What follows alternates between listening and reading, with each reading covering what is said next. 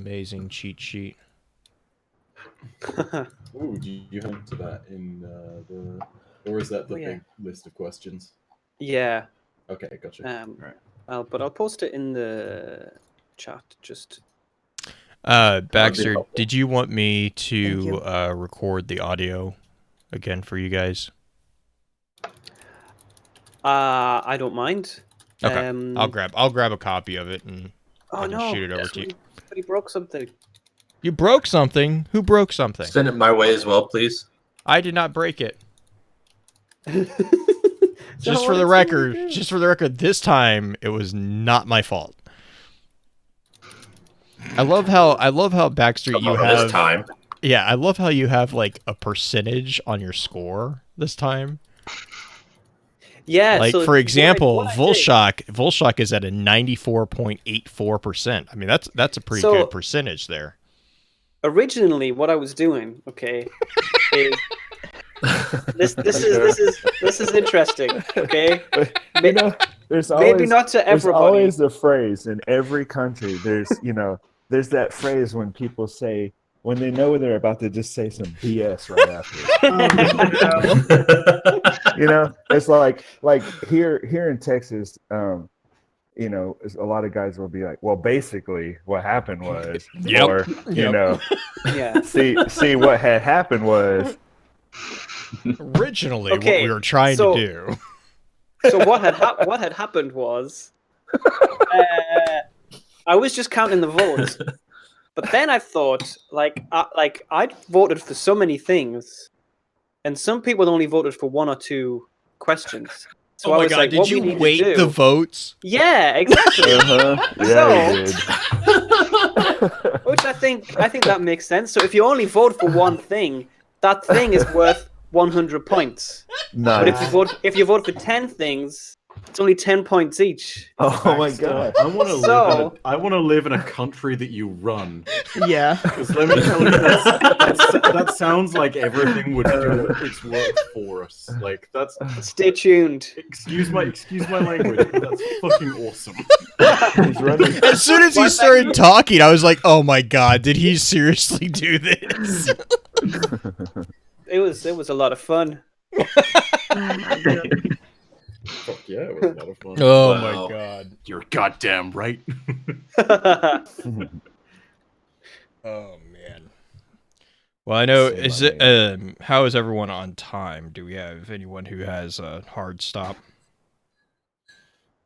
I can go for on the off chance you guys are actually thinking, then we'd need to stop Hyven. That'd be somewhere. Oh wow. You cut in and out, Mrs. Hyven. You're cutting in and out there. Ooh. Don't say that. Hyven doesn't like this. He'll make me switch to my other one. Oh, okay. If it's a good thing, we can fix that actually. I presume you've already done some adjustments to your user settings and such, right? Yeah, cutting out a little bit. That's also why Hyven doesn't. Yeah. Hyven, fix it! That mic is coming in hot. It's coming in real hot. So long story short, I can switch to my other one. Wow. It'll make Hyven happier. This is seriously Hyven. A point of contention. And yeah, it pops out. Hyven, I can't hear you at all. Because he's muted.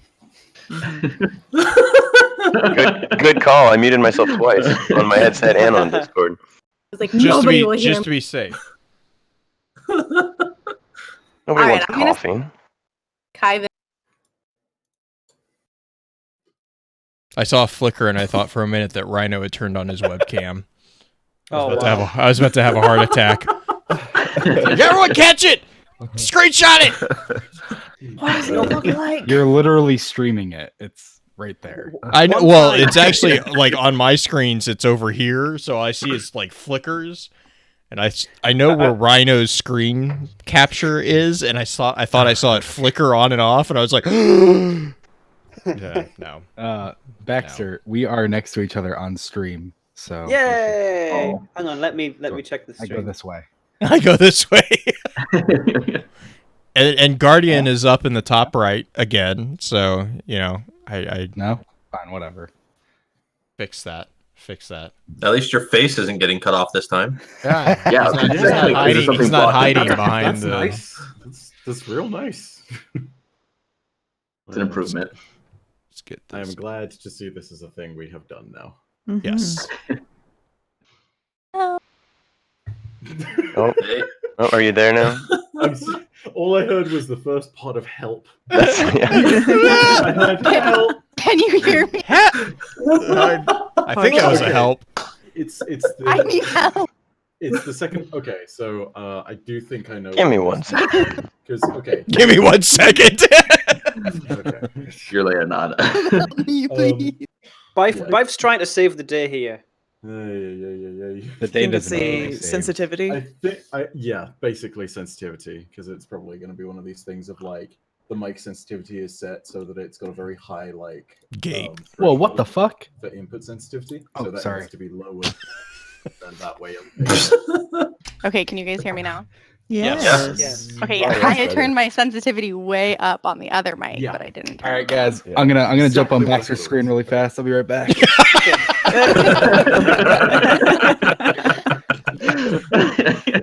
If The you terrifying the door now, Yeah. I'm going to freak out. Yeah, I know. I was going to say the terrifying thing is if he actually did, I'd be like, oh no. Vex Network. We decided a long time ago we couldn't actually record on the same mic because in between reading cards, I like to eat too much. It's fair. And That's cough fair. and do your nails and talk to the dogs. This right Yes, here, I Play do. solitaire. This is why I no longer stream. This is Yeah, solitaire too. Yeah. Because if I'm recording footage for a video, I can just leave. I can just leave my mic with no care or regard, and I can just eat. This is fine. Right? I'm always concerned though. I'm like, no, that mic's got to be muted. I can't. I mean, yeah, I guess I could do that, but I always worry what Elemist is going to keep in our recordings because sometimes he just likes to leave stuff in there or just throw it in bloopers at the end. So if you don't want it to be heard, you got to mute. You got to mute. Elmas has way too much power. He doesn't always use it for good. Oh God, no. I love that behind all of this is very casually the Mr. Burns excellent finger gesture. What's going on? Yes. Excellent. We will release the hounds. On the plus side, I can lean back. My mic comes with me. All right. All right, you live? guys. Yes, are. we are live. Oh, I'm just waiting. I'm just letting this go as it. Blue's just Dan- like, Just okay. let it happen. Varuz needs We'll to go let- get a cup we'll of let tea, these so he go. has instructed us not to say anything funny yet. Talk about having Oh. ultimate power on a stream. Right? I have no idea what you're talking about. Just continue. Uh-huh. Continue. Oh goodness! As long as you don't start playing Justin songs, I think we'll be good. Oh my God, that is an excellent idea. If you want to get people hyped, I'm up down for this. If you want to get people let hyped it for be this, known, the That's the person intro. who initiated the opening of that Pandora's box, it was green this time, so we know who to blame.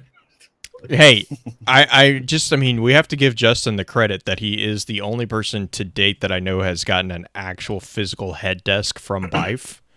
So, That's true. Oh my and God. we had that on stream. Like, it was just all of a sudden Bife's head just disappears and you hear a thud. We're like, Wasn't it, Oh, that is beautiful. What? wasn't it Just- the Dredge in Your Story episode when he did it? It was pretty early on. Bife, do you 'cause I- remember? And I'm only Was on, it? like 45. So here's the thing. When I sit back and I remember these things, There's another one of those qualifiers. Yeah, in my defense. my memory is fuzzy, not partly because of the fact that it's not always a really fun show, but partly because of the fact that like it's generally 3 a.m. when I do this. Yeah, that's This true. is true. Like Touche. this is an anomaly. Was it the Aham Kar episode or was Who it? just put Baxter on their screen? I want to say that it was when they read the Bandit number 1. Oh no, that was when. Wait. Double Right. Oh my God. Rhino changed his profile picture to Next. God damn it, Rhino. Can I just say that is the most handsome Oh my God. Okay, I need to take a screenshot of that. 2 seconds, and just gonna one of these is not like the other. Puppy. Puppy. Mrs. She's in Hyman. timeout right now. Literally, every time I've gotten up from the screen, it's because I'm running after her to go grab something that she's stolen off my makeup table. This is what I get for Well, trying how to give else them are you supposed to eat snacks? Every once in a while, mid-recording, it'll be like, Kona, get off the kitchen table. Like, oh, God. No. She's insane. She's The little chairs one, are but pushed she's in. horrible. How'd you get up there? Right? I mean, she's 12 pounds, guys. She's 12 pounds. That's pretty cheap. Yeah. Well done. I applaud that. That was exceptional. Yeah, so if you want to buy Wait a her, second. What the hell do you use to Venmo measure me. weight then? Oh, Graham. I love how this debate's gonna start. Kilograms. Heard of this thing called the metric system? that literally everyone else uses. Mm-hmm. And only drug dealers use in America. Mm-hmm. So how should we start this thing now that everybody's kind of settled? That is We great. should just sing Baxter a happy birthday. Okay, but I do want to add, it is not my birthday. It was my birthday in August. Okay, so It was your birthday in August? yeah. Anon looks personally upset. I think I'm back. I'm sure. Did I not tell people? I don't know. Maybe I'm not. pretty sure he mentioned to us. I'm pretty sure we said happy birthday, Anon. That was like 3 months ago. Okay. Yeah. I don't know what I just did. I just love how Anon's at the point now where he's like, I honestly don't know if I was joking or not. Yeah, I think about it. You know, like sometimes. Oh goodness. I'm gonna. You want to do accidentally run introduction for office one An day. intro. Yes. Well, so we have the questions. Shall we start with a round of introductions, or shall we jump straight into the questions? Or Yeah, shall I think we- a round of introductions would probably be because we have the Guardians of Lore guys on or team. I believe would be the more Sorry, accurate. I don't Guys and know. gals. It's just whatever. Guys It's a and term. People, persons, entities, individual. Places. I don't know how many Bodies. synonyms for this word can I come up with? human Bodies. Vex? No. I do So- not have milky centers. Anyways, just gonna. Wow, my brain's not cooperating right now. All according to plan. Yep. Absolutely. Yep. Thanks. So, other than saying happy birthday to Baxter, I didn't really have anything else planned, to be honest. Oh, okay. That's the stream. We're done. Yep, we're done. All right, bye. That See you was- That was guys. a great time, guys. All right. Nice being here. That was the entire. As soon as that started happening, I was like, I'm gonna say we should say happy birthday, and then I'm just gonna let Baxter take over, which is what. I mean, I can. You can still say happy birthday if you want. Yeah, it's fine. I don't want to rob you of that joy. Oh, okay, You know? all right. Okay, well, since I haven't met some of the people here before today, so maybe we should go through, and people can introduce themselves. I've got the stream up on this window, so maybe we can go through. You want to do In the clockwise? order that yeah.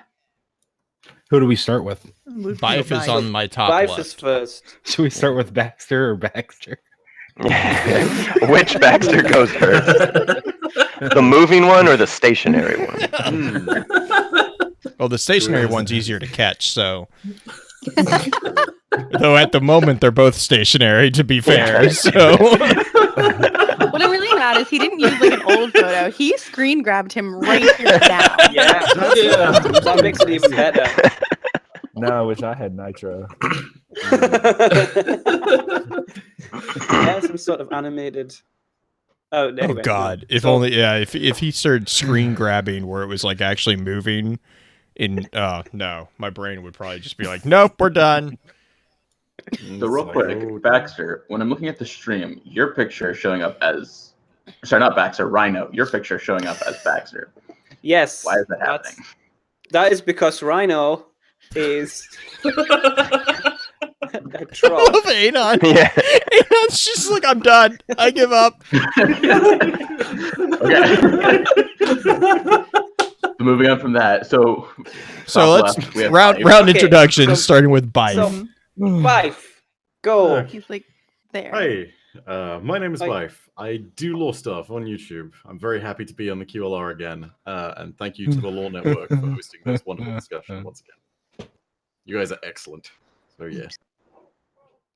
And then Elamist? Elamist. And I guess it's me. I am Elamist, part of Guardians of Lore. I do all the behind the scenes stuff, and I actually talk on the podcast. And I'm happy to be invited. It's already been a blast. Yeah. Green, how about you? Oh my good brother. Green Eye Music Lover from FFC, as always. Short and sweet and to the point. Miss Ivan? Miss Hyven from Guardians of Lore as well. I do our Twitter, our clan page poorly, but I do it. And my Twitter, because that'd be weird if somebody else did it. She also handles the foolishness for the podcast. Oh, yes. Really good I at bring that. all of the foolishness. In fact, I have been quoted as people's spirit animal, which is weird because I'm not an animal, but it's cool. And then this time around, we can actually see him, Guardian. I did not cut off his face on the stream, let it be known. Yeah, I was the one talking without a face last time, like not even showing up. So I'm Guardian21. I am part of the Loose Cannon podcast. And I am Blue Crew 86, also part of FFC and one of the big people behind the Lore Network, along with Green. So yeah. And then we have Baxter 1.0, aka Rhino. Okay. Well, wait, would that be Baxter? Is it Baxter? Well, see, I was thinking 1.0 because it's the first round around. Baxter 1.1.2. 1.1.2. Backstreet Boy. 1.1. Oh my god. Oh my god. And I thought I was going to make a bad joke by calling Baxter 1.0 beta or something, but no, this is excellent. I run the Ishtar Collective. It's this really cool website.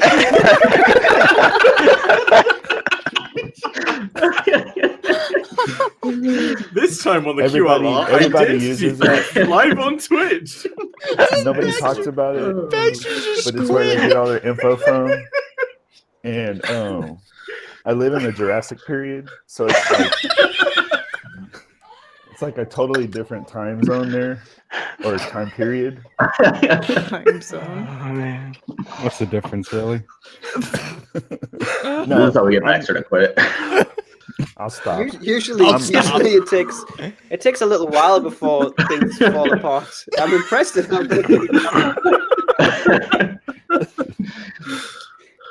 No, I'm Rhino _666 on Twitter. I'm a member of the Loose Cannon podcast also, and I run a webpage or website called DestinyArmoryDefined.com, and we do lore cards every Thursday on Twitter.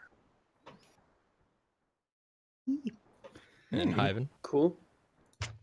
I am Hyven. I am also a host of Guardians of Lore. And yeah, basically it. And then Anon. Anon. Oh, I'm a non-pig. I'm on Loose Cannon with Baxter, Guardian, and Rhino. Yeah, high five. So excited to do this. Yeah. Nice. Hey, I high five too. And I feel like I've already been introduced. So that's Rhino. And I'm Baxter, and I Backstreet. I work on the Ishtar Collective. D Ishtar? What? What? T. Just ignore him. The Ishtar Collective. To Ishtar. Just making sure. Okay. Thanks. I got you. So, Man. with introductions out of the way, shall we go through the questions that people submitted? I think that's a need good more idea. coffee. Just real quick, also for anyone who is listening to the recording or watching the archive, wherever, I'll try to do better this time about putting up a post following the go live of this over on the lorenetwork.com, and I will make sure. I know there's a couple people in chat asking for like Twitter accounts and other information. I'll try to get all those linked up on the post as well. So afterwards, if you're listening to this and you want to know where you can find everyone who just sounded off, we'll have a list of those links on the blog post that I will have set up over on the Lore Network website, which is again thelorenetwork.com. So, but with all that, yeah, Baxter, let's go and let's dive into the questions. Let's see if we can get through. How many did we get through last time? Three? Four? Oh, we got through 4? Wow. But you guys made a lot of extra. Not enough is the answer. I mean, we only had like 98 to get through, and we ended with 103 to get through. We somehow accumulated more than we started with, which is about on par. I think it'll be okay though. I think it'll be okay because the first question is not open-ended at all. Okay. I was gonna say back to quick! Anon's not here. Ask it before we can get it. Before he can get back. Then we'll definitely. We're like, oh, we already talked about it. I don't know. The first question is from Volshok Berserker, who runs the Did You Know Destiny account, which is really cool, and you should follow that. And his question is, what are your thoughts on the unveiling law book? Oh man, I think it's very revealing. Yes. This is going to be one big divide. Oh no, he's back! Quick, before he puts his headphones on. Welcome. Drop the veil. Drop the veil. And that's how we got rid of all of the elephants. Here's my first question. Are we talking about the entirety of the book, or are we talking about the book that has been released thus far? I've been asking that for like a week now. Just saying. Because the ending of the book is changes the perspective immensely. I wouldn't even say the ending. I would just say like 2 of the entries that haven't been released. Yeah, the last. So how many? So Green's gonna slap me again. How many of the entries do we still have left to go? We are currently on T=0. So then there is Cambrian, Pattern Fall, Wager, and the last one. So 4 I don't more. really know how to talk about that book without the rest of those entries. Now that I know those entries. Full disclosure, I've decided to go along with the discussion as unfolds. I've not even read anything past Pattern Fall. So, Yeah. aside from just the fact that I was forced to I only read read the P53, and I got in a huge argument with Green about it.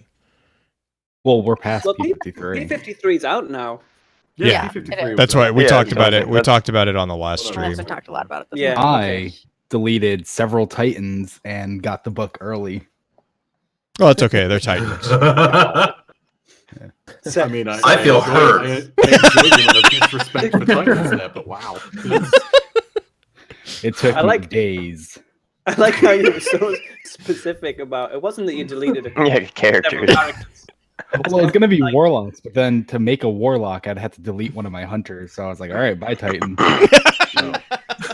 I feel less good about this. I feel less good about this. Yeah. And Titans are easy mode anyway, so.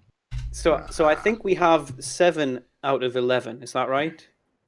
Yes, that would be 11 minus 4. Correct. Mhm. Because And T=0. T=0 is not on its chart. I'm glad people can do math. Math is hard. Mm.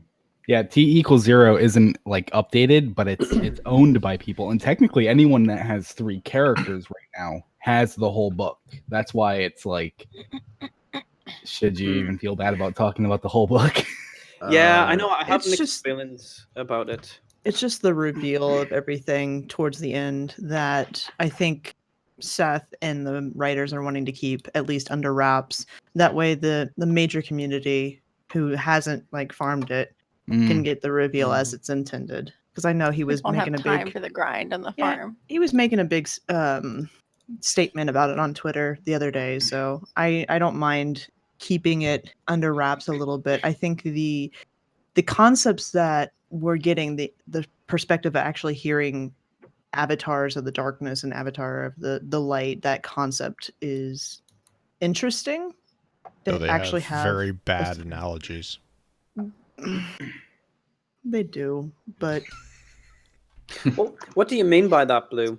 Oh, P53 or P is it P what? P53? It's P53. It's a terrible analogy.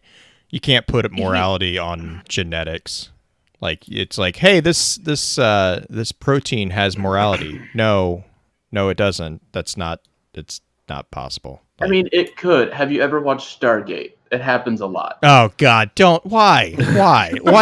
See, oh God. It's not that the protein has morality. It's that the intent behind the protein and the morality of that intent. Yeah, but I mean, and I thought it was more of the concept of it being instituted. So, right, and so that kind of gets into the whole thing of like intellectual design and stuff like that. Like, I mean, that's where on our episode that I kind of went into a spiral on it.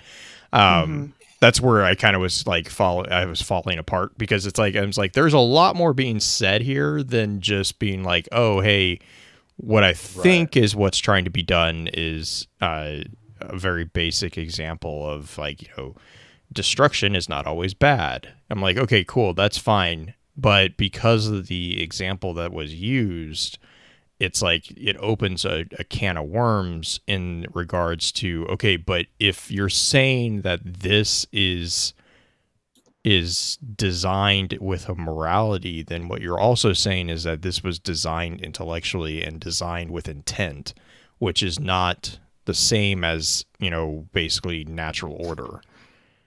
Right. I think what he's trying to say, Blue, is that he's trying to use an analogy to show an origin point for, you know, for you know, sentience in and of itself. I don't think he's necessarily trying to endorse a morality factor within, you know, like basic autonoma. So what he's drawing is he's recycling the material from the Darkness 3 card and showing you how the winning play forced itself into reality throughout the building blocks of matter and biology, which was, you know, the fundament soup that was on, you know, Earth as it was, you know, its primordial broth as it was churning up life. Right. That one wasn't released yet. At the same time, though, in P53, the last line is P53 an agent of the darkness or the light? And we know that, like, we think of the darkness and the light as moral outlooks, as philosophies. No, I don't know. What am I going to say? Are you going to say good and evil? No. I don't view them as good and evil, actually. Those are small words for small minds. That's How what I've dare always you. said. Something I think we all agree on. I really don't like calling the winnower the darkness anymore. Like seeing this new perspective, like even just from what we've gotten, it really shines light on it. It is objectively a cruel philosophy, but it's not exactly. I don't think you can call it evil. Well, no, I mean, here's a good way. Here's a good way Goff put it. He just said it's the good and bad guys, right? So it depends on what side of the fence you're on. So there are good guys, and then there are bad guys. So there's good guys, bad guys. I don't know if I agree, because like the thing is, if you look at the world that we live in, social Darwinism is bad. Like objectively, it is bad. Yeah.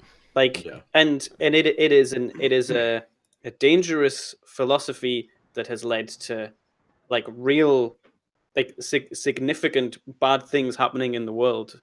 And you know, there are periods, you know, at the start of the 20th century where social Darwinism was adopted heavily, and it had a very terrible, you know, the events that it led to were pretty catastrophic.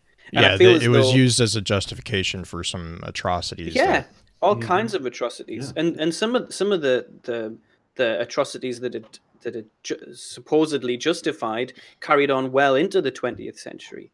And I feel as though the darkness is constantly making an argument for social Darwinism.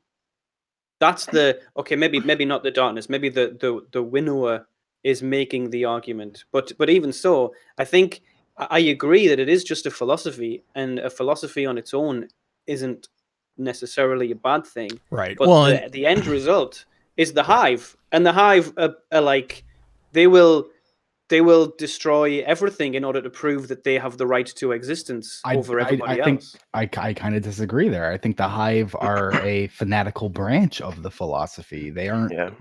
You can exist in the philosophy without being that far. Whichever way that's true, but that's the same. You know, like there were plenty of people who was like social Darwinists. Maybe that's not the right word. Who, you know, they might not have necessarily carried out those actions themselves, but they created a world. Yeah, they created a world in which those actions weren't challenged. Well, and it goes back to, you know. There, go for it. No, I was just gonna. You know, we had a discussion about who is it that Oryx spoke to. You know, he had this conversation with the darkness, but like, I mean, was that somebody else besides the winnower? I mean, I think he had a conversation with the winnower in some capacity, and the winnower effectively endorsed the actions of the hive. So to me, they might not necessarily share exactly the same like implementation, exactly the same like they might not carry out the philosophy in the same way. It's not the same means, but the end is the same for them. Yeah.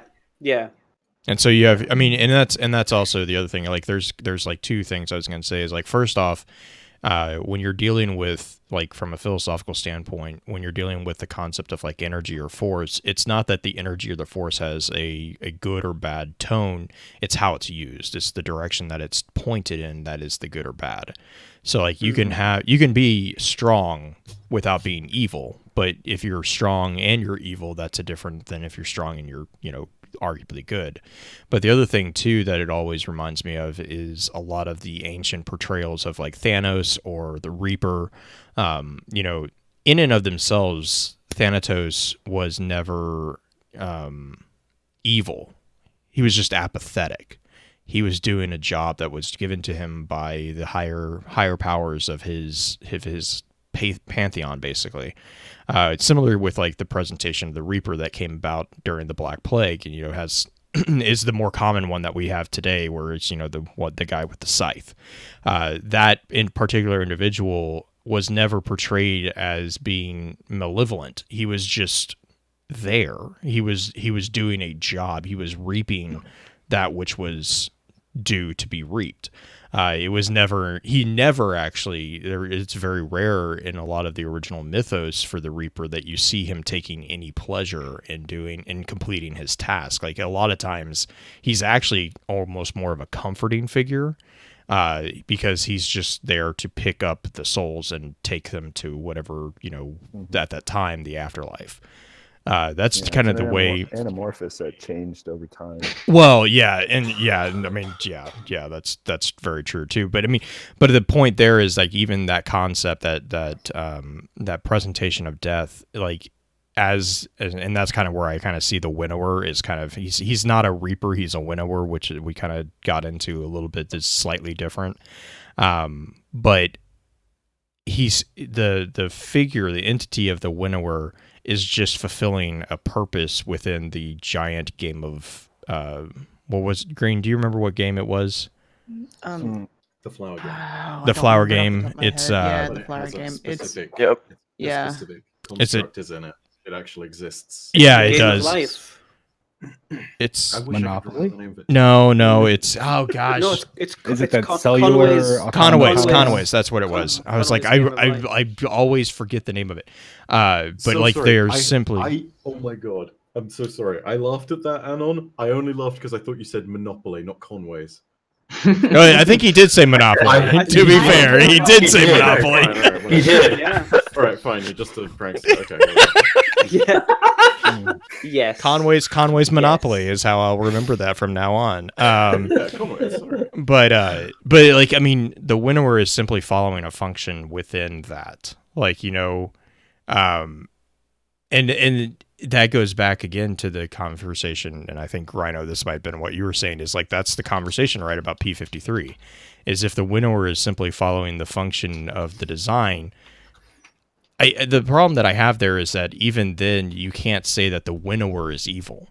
It's the person who designed the system that should be questioned. But then you're going to get into the never ending first mover argument, because it's always got to, like, once you start down that path, it's a never ending cycle, because you always are going to have until you get to an unmoved mover. It's meant to invoke the question of what came first. It's like the chicken before the egg. Causal dilemmas, like, no. Yeah, and that's the only reason it's there. It's to bring forth a moral dilemma so that you can question everything that's going on in the game. So it evokes a sense of it's almost a sense of paradox, the fact that you exist at all, and so what they're trying to do is just, they want to pique your curiosity so that when you're investigating these things in the lore, you can find what the bigger purpose of everything is. And then to use analogies is really confine. You're building a confine or a structure that only allows you to see past what you're reading. So they're doing their best to kind of give you an abstract idea, but allow you to come up with your own conclusions based on the facts that are presented within the. But so we're talking about it, and we're saying, like, the philosophy doesn't have to be evil, but he did kind of endorse the Hive, which are objectively like a bad force in the universe, that's going around killing people. But you have to remember, the winnower and the gardener are not like, we are very low level beings to them. Right. They are just playing a game, and the winnower was content with just playing with flowers, and the gardener was the one that and I think that's the point that I'm at too, is like, in that analogy, it's not actually the winnower that we should be upset with. It's the gardener, because the gardener, out of a sense of it struck me when I read the P53 card, it struck me as a frustrated pride that he was like, or it was like, no, we're gonna make a new rule, and it's like, oh my god, just. Yeah, because that's kind of what I was going down, was just the fact that in the initial card, Gardener and Winnower, we see that the gardener's original purpose was to plant the seeds, and as you mentioned, the winnower was the reaper. But when the gardener decided that it needed a new rule, because it didn't like the pattern that kept popping up, it was actually kind of sidestepping its original purpose and kind of taking that of the winnower. So, as you mentioned, if you really want to, look. I was just going to go ahead, Green. I was just going to say that's literally the whole point of the gardener. The gardener is expansive growth. So of course it's going to push outside of its normal bounds. That's what it's going to do. It's its nature to do that. But its growth, only allowing the growth to do what the gardener wants, it only hurts those around it more, instead of living in a society of forces. Instead of flowers being equal and peaceful, they're leeching each other's sunlight, their water, their nutrients, and it's, I think that's the exact dilemma that he's wanting us to think about, though, that we need the winnower to help mitigate unnatural growth. That's the whole point of P53. It's the cancer concept. Cancer in an environment that is meant to thrive is deadly. Anything in excess is deadly in some ways. So the winnower being there to be able to help mitigate the situation, or to help cut down a coal or winnow itself, he's making a case for it being a good thing, not a bad. So I want to touch on a point. Basically, good point. Sorry, let me just gather my thoughts. Sorry. So, I don't know if you know much about John Conway, who created the Game of Life and Monopoly. And he did not create Monopoly. Okay, I'm sorry. He stole it from the woman that created Monopoly. That is also not true. But we'll just keep on going. So cellular automata. One of the points that was made a minute ago. I can't remember who made it. Was maybe it was Hyven actually. Was that this was an introduction by the gardener of an arbitrary rule. But one of the things that John Conway talks about a lot is that when he was coming up with the design for this game of life, which is like a cellular automata game. You know, you set up that it has a certain set of rules. Yeah, it's a zero-player game. Yeah, and basically you will end up with some sort of stable shape. They played so much with trying to come up with the rules. All of the rules are arbitrary. All of the rules were just defined by them in order to have some sort of pleasing results.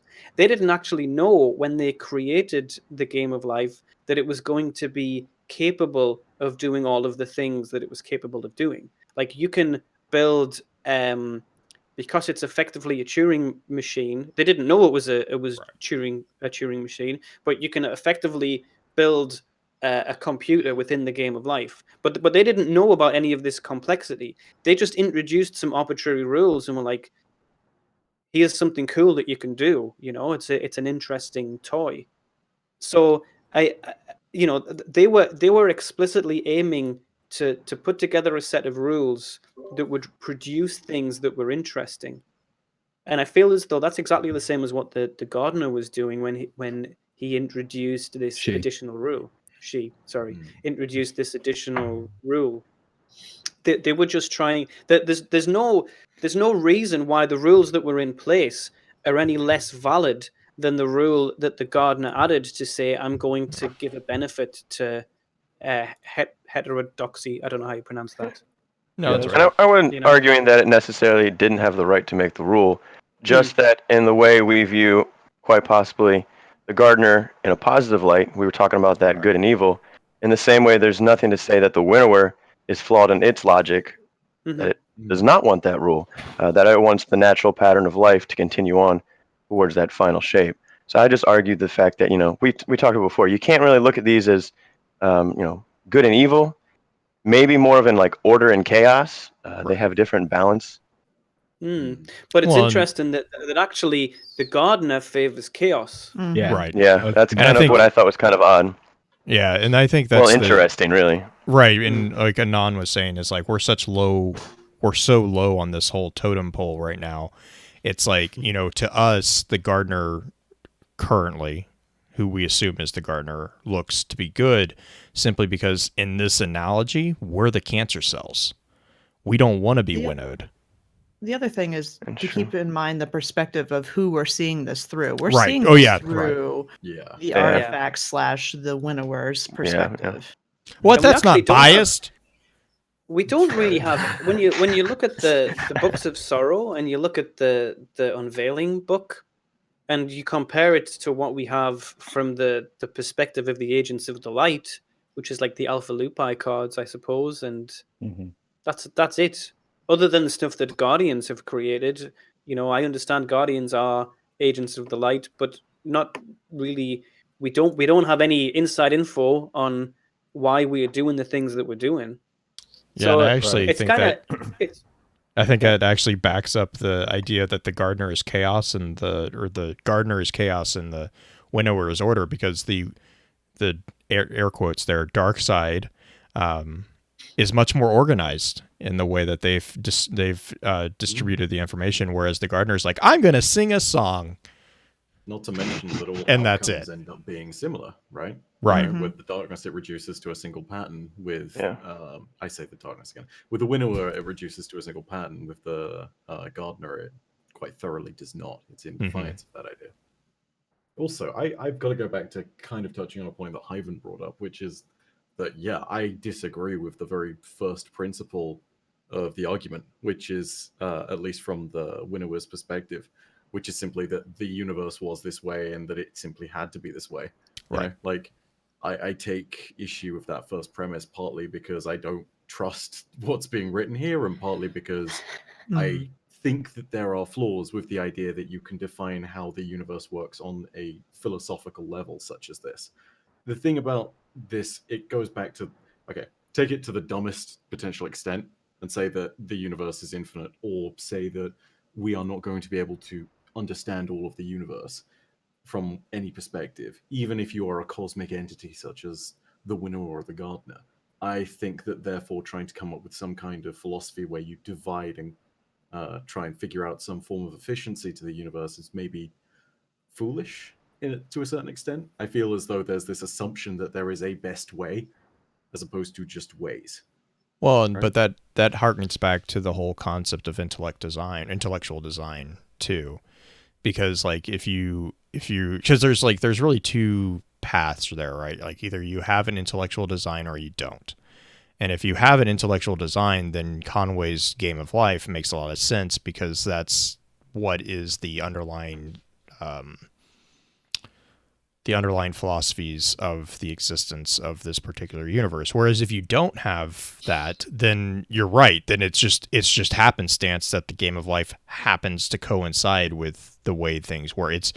But I mean, that's another like giant debate too. That's up there with the unmoved mover debate. Is there logic to the existence of everything, or isn't, or is there not? Right. So again, I just take issue generally with anything that's come from. If it came from the pyramids, I don't trust it. In particular, as well, I feel like there's there are similarities you can look to in other pieces of old text, whether it's Alpha Lupi or whether it's the Books of Sorrows. But generally speaking, I feel as though every single one of those is going to have the perspective bias to it, whether you're talking about the perspective of the light, or whether it's, a story that is very much told from the perspective of Oryx in the Books of Sorrow from like verses 3 onwards. The minute that Savathun kind of leaves the picture, and occasionally when Shiva-Rath has like a partner here or there, like shut them in cages, yeah, sure. For the most part, it's a very, very kind of like first-person perspective there. You're not sitting and looking at something from some kind of grand historical moment. You're looking at it instead with the personal touch of Oryx. Right. So I can't trust any of that. Don't trust the Traveler. Well, you're talking about you don't trust it coming from the pyramid ships. I don't trust the Traveler. So for me, and at the risk of sounding stupid, I don't even feel like I should be talking half the time right now. Nope. You have every right that you have every right as everyone else does. But anyways, my thing is like, I don't think you can boil either one of them down to good or bad, or even like a predetermined this is this and this is this, because we've seen the Traveler make decisions. We've seen the Traveler do different things. We've seen the Traveler come up against a conflict and decide, okay, now I need to do this. Clearly that probably, like, I don't think that was a predetermined thing that was always going to happen to the Traveler, like breaking and having the ghost come out, and having all the light come out. And so like, for me, I think it's looking at them as a whole and their actions as a whole, not taking one particular thing and saying, okay, you are light, or okay, you are darkness, or you are good and you are evil, but looking at them as a whole. And for me personally, not having any background from the Traveler just saying, get up, take a gun and go, I think is kind of sketch, but I'm Team Traveler's bad. And that's it's one of those things where it's like I personally kind of line up more with the Traveler and the Darkness are more chaos and order versus good and light. Yeah. Because even with this, we all have our own personal morality, and morality is very open-ended to what we believe. So we are all viewing and reading this book from our own stance of morality, meaning one person can read this book and go, no, the winnower is absolutely right, what needs to happen, and then someone else can look at it and go, no, this is completely wrong because my own personal moral standard says it is. And that's the hardest thing about this book and what's going on, is it's such massive philosophies that you can't like get it unbiased, because we all have a personal moral stake in what's going on and want to interpret the good and bad as our own moral standard. Yeah. Right. And or one of those in light and darkness. Yeah, I was just saying, it's also, as I think Baxter was mentioning, just the fact that we haven't got a lot of perspective from the Traveler. So the information we kind of have to go on, unfortunately, comes from the other side. So obviously there's going to be bias, but it's, we're working with what we got, and it is sometimes as readers we apply our own bias, and not to mention the bias that we might be reading into the cards that they also might have themselves. So it's always fun how bias compounds on itself, and next thing you know, you don't know what's going on. Yeah, I think a lot of that's going to unveil too in the next entries that we can't talk about yet. Yeah. A lot of these topics that we're talking about, See what you did. we're not even going to debate them once we've read the rest of it. So, but while it's great, and this some of this is a little bit of a discourse, but I think what's going to happen is some people are going to be like, "Oh crap, that was not what I thought." So then, a lot of debate in the new cards. Like even with the last one, with everything being said, I still think there's a lot of bias that can be put on the entries and a lot of argument that can be made for or against what is said. Yeah, I think you're right too, and I think what's happening right now is it's so intriguing, and it's making us question everything, which is probably a good thing. Right. So well, and speaking of new lore, unless Anand's going to derail it back. What do you got? Oh, well, yeah, kind of in the realm. I wanted to ask something because it did happen when we first started getting unveiling. Eris is like, oh, they're trying to convince us of something, and then it's like, well, I mean, we should listen. No one's ever told us these things before, and it's just, like kind of been escalating more and more to being okay with what's being said.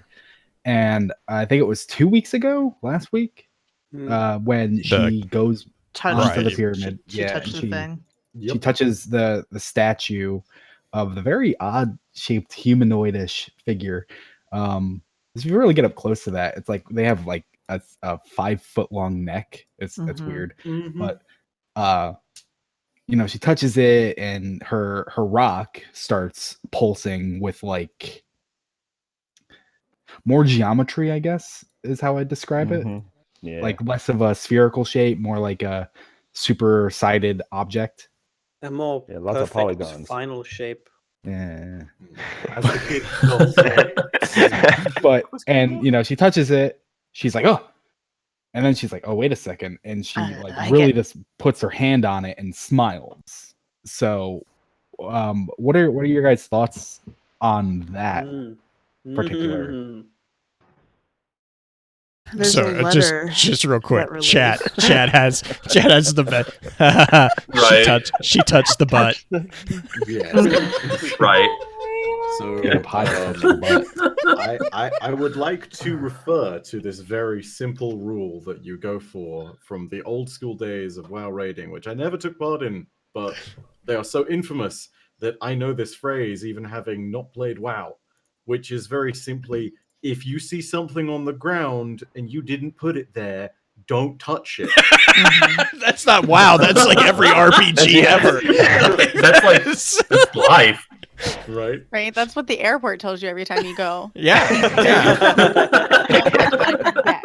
Bags that are not yours may be removed and destroyed. Yeah.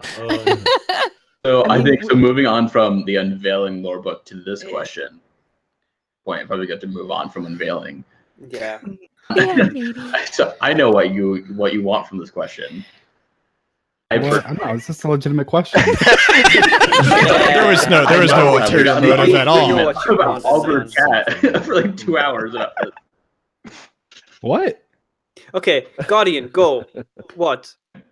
So I think is the card that comes out with the update on Ishtar Collective that I read, and it is talking in the pyramid.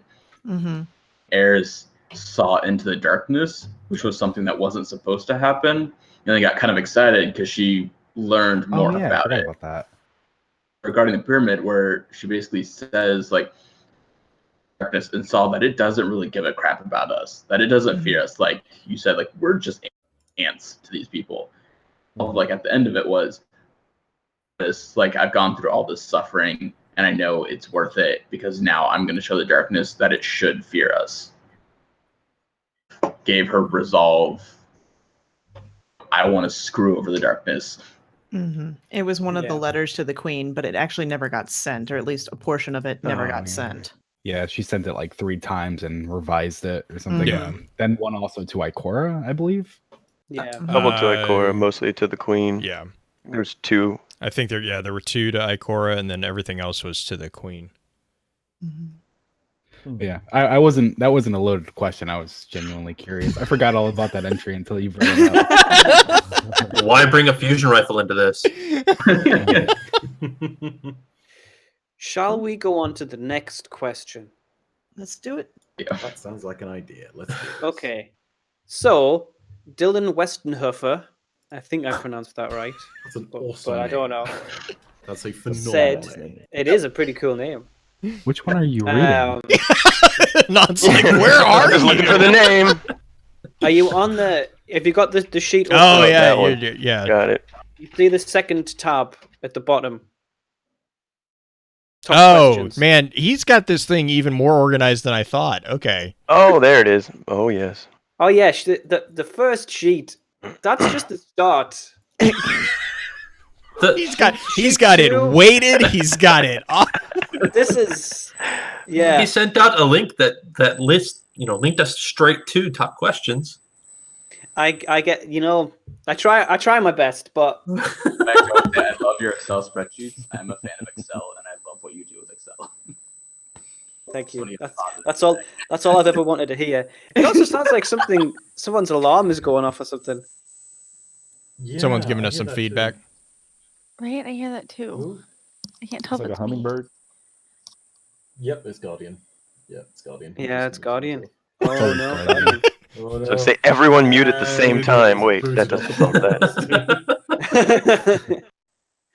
Okay, so the next question from Dylan Westenhofer is: with the recent season, I don't know why I pronounced season so strangely there. Sorry. With the recent season being on the Black Garden and the collective effects that inhabit it, and the season of the Drifter going over the shadows of yore and the Drifters work with the Nine, what faction would you love to see explored in a future season of Destiny? All of them. Yeah, you could just do a round table with that. Everyone let's has do Right. what's that thing called, Anon? Wasn't it like or something rally, like faction rally? What? Wasn't that an event that used to exist? Rally in the Destiny? troops. Why are you throwing this to me? Yeah, because you were like you raised your hand, okay, and so I saw your hand go up. Yeah, because I had an answer. No. Then we should start with you then. What's your Kentark answer? 3. Oh, Kentark yeah. 3. Oh. Yes. We are Yeah, you beat me owed to the punch on that 15 one. entries from I think now 3 weeks ago that's going to talk about the possibility or possibly more in-depth proof of guardians that have accepted a darkness power. Yeah, because And that's I don't also think- with the is it Crypticons? Yeah, Crypticons.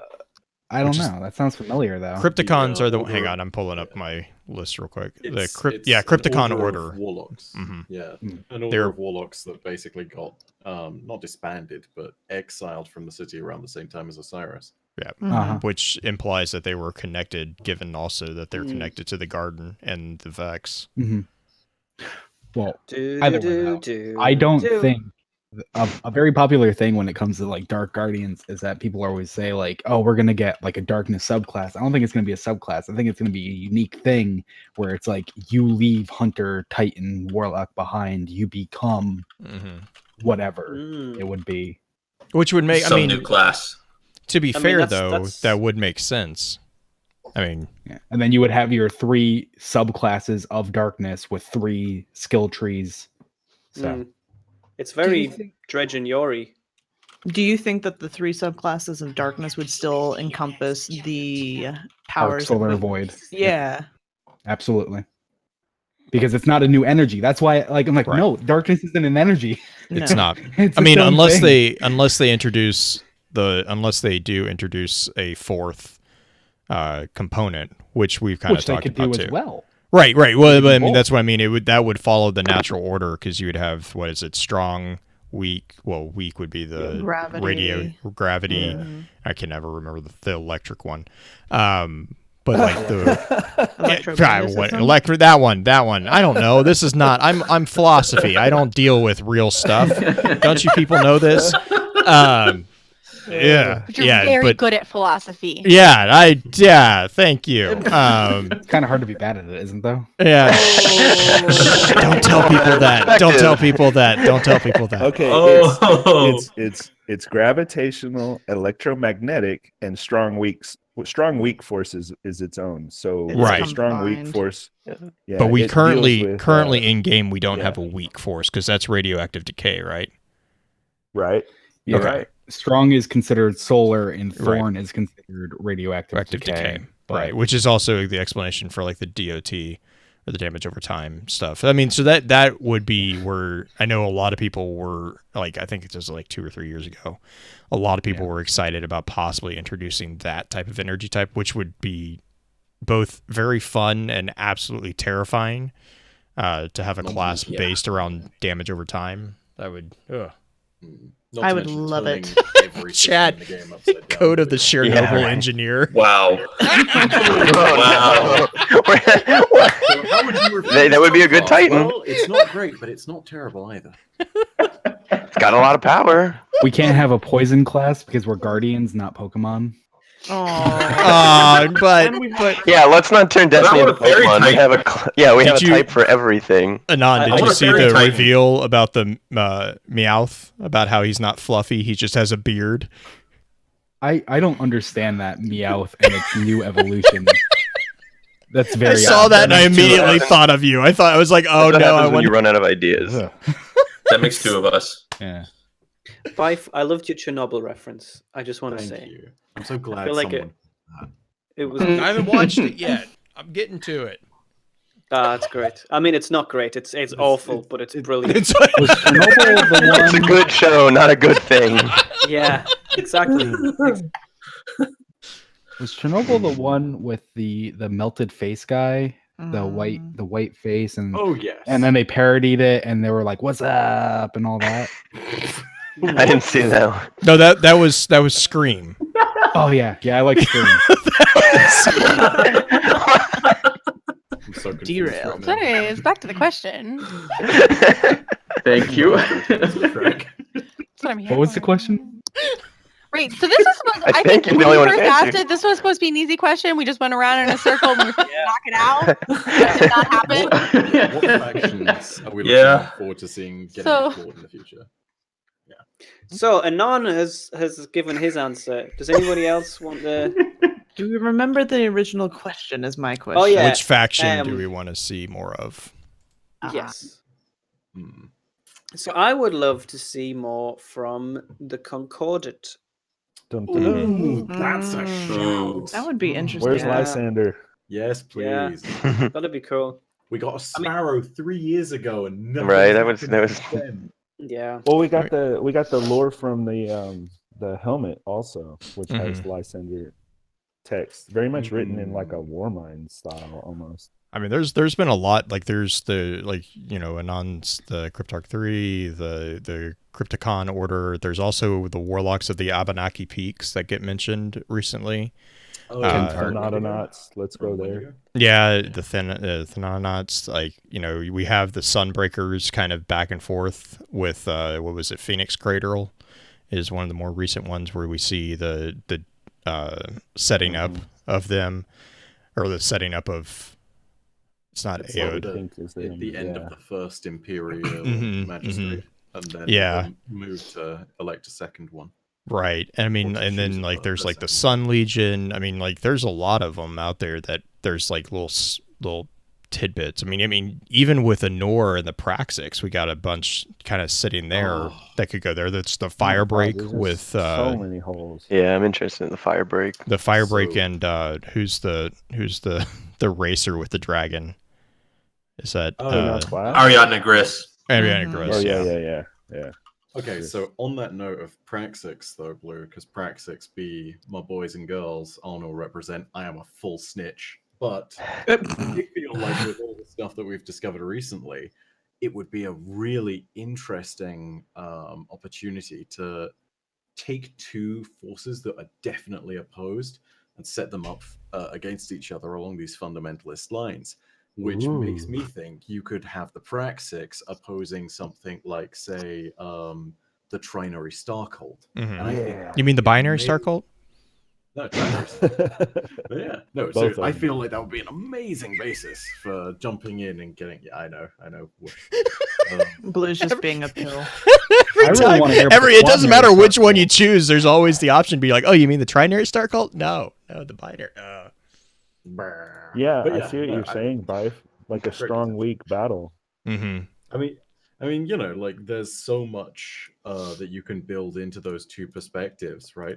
And having them as one force that was previously seen as, you know, I mean, they quote it as heretical in the original Darkness Grimoire card, which is fascinating to hear. But then if you pit that up against another force, which is equally fanatical, but quite clearly for the other side of things, you're left with two groups of people that you will find a very hard time identifying with, and you may be left to sort of muddle out the gray in between, which I think is what we really should be doing. You know, Yeah, because there's also the Dead End Cure. I forgot about them. It would be pretty poetic, considering everything we're getting with Unveiling, to see the factions, those two factions, a strong and weak, compete against each other, philosophies and what. I'm sorry, Blue. You said the Dead End what? Dead End Cure. Dead End Cure. Is that what they were called? I remember the Dead End. Yeah, Dead End Cure is the first brother and first brother and first sister were the only two that we really had. It was it was an armor from Hunters. What am I thinking of? I'm thinking of the skeleton. Yeah, no. You're thinking of the Revolution. Yeah, Dead Zone Revolution. Dead Zone Revolution. Yeah. Those. Okay, that's from D1, right? Yeah, that was a speaker cloak. Right. And they also had an emblem that mimicked the emblem design of the Trinary Star. Yes, Trinary which was where all the confusion was for them. Yeah. And I mean, there's also the they're one and the nuclear same. zones. I think they were. Yeah. The what? I mean, because there's also like there's the Manhattan nuclear zone. There's the Imperial Dead Zone or European Dead Zone.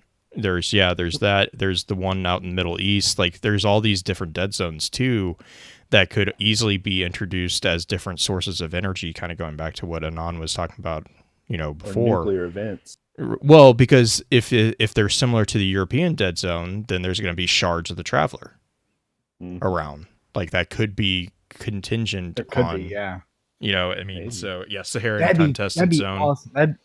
Okay, you sold me on a nuclear subclass. Like if a shard of the Traveler, right? Yeah, like Manhattan. I mean, and we have examples of Manhattan and Chicago. I think are both considered nuclear zones. Which are both Chicago was something else. Chicago's Graviton Lance. It was in their own right. Of old Chicago, right? Graviton Lance was Chicago. I think Graviton Lance or it was either that or Wardcliffe. I can't remember. No, I think it was Graviton. Was it Graviton? Wardcliffe is the Tesla. It was Graviton. It's called Old Chicago. That's why it was throwing me, because you said it was a nuclear zone. Yeah, well, I kind of Yeah. Also, something that has not been mentioned since like Destiny 1 all the way back in like pre-alpha times, when it was just like press releases about the game. The Mumbai push, which is basically city taken over by jungle. Think Venus from D1. Or the Seven Seraphs. Way more. That's what I was thinking of. That's why, I thought as soon as he was like pre-alpha, I was like, I'm like Seven Seraphs. I mean, we know Rasputin's coming back at some point. But I feel like the Seven Seraphs are an abandoned concept at this point. Yeah. Like, Well, and they kind of got explained away as being the original programmers, if I remember correctly, for Rasputin or the Warmind. The Warminds. Yeah, they were just introduced really slightly. The old Russian Cosmodrome right along. They said how the Seven Seraphs decided where to hide Rasputin, and it was kind of just saying like, oh, they were the people kind of behind it. They might have been like a group within. Would that make Anna Bray a Seven Seraph? Not necessarily. She was the linguist. But she like made Rasputin, didn't she? Am I giving her too much credit? I feel like you're giving. Taught him. Yeah. Like making and okay, a war. When you say I made a war mind, it's a little bit like saying I made America, right? Like Does the This credit is go to- America. Does the get it credit started. go to George Washington or everyone who came after him, right? Or everyone who think came it's- before him? It's She the had a soft part. programming versus the creation, the hard programming. Hardware versus Oh software. yeah, so maybe it was the Seven Seraphs were the hardware then. So that's Yeah. why they decided where to hide them in plain sight. Mm-hmm. I do kind of agree that they're kind of a dropped subject though. Yeah. I just For like now. them because Important. it's like they had they had such an interesting tie-in to the mythology because it's like, yeah, you're calling them seraphs, which is a very, very interesting connotation there. Because it can go both ways. How Right. many No, drop you're right. concepts have we had come back this last 2 years? I mean, it could come back. Yeah, You're right, but it was never really in the game. No. You know, like with It all was- of the yeah. concepts that came back, there were concepts that were introduced in D1, but like Seven Seraphs never really even got started. You know? Yeah, it was leaked just before the game was even out. No, it wasn't even a leak. It was part of the official merchandise and everything. Yeah. And part It of was the it true. was marketing stuff. yeah. It just never went It's true. It's true. Dead Orbit, Yeah. New Monarchy, Future War Cult, Cult of Osiris, Seven Seven Seraphs. Seraphs. Yeah, it was originally 5 factions. Yeah. It just got repurposed. Seraph Reform. Seraph Reform. Yeah. Well, but Isn't like that the Warlock armor? Yeah. But like we've seen the Cult of Osiris come in, so I mean, who's to say And that then we they don't? also got And they didn't Well, last very long. Oh, brother. But like, That's 'cause they who's to weren't- say- but who's to say that we don't see anything about the Seven Seraphs? Well, we I have mean, in little bits and pieces. Like all the Warmind vaults are like called Seraphim Vault and stuff like Yeah. that. It just sounds like they got All the repurposed Seraphim into armor. not a focal point. They exist, they're a thing. A lot of like groups or factions that are built off of remnants of the Golden Age. So it wouldn't surprise me if we have a cult based off of like the Seven Seraphs who would come back now, especially now that Anna Bray has actually like again. See a cult of Osiris, like, and there's also like the Dreamwalker tribute cloaks are cloaks that bear emblems of What if we and spells around. What if we get a season of the Seraph? Ooh. We got a little bit of it with Warmind, though. You know, we have like Seraph rounds and things that are on some of the weapons we had, and it was But like, I mean, a light tie back in War. dedicated.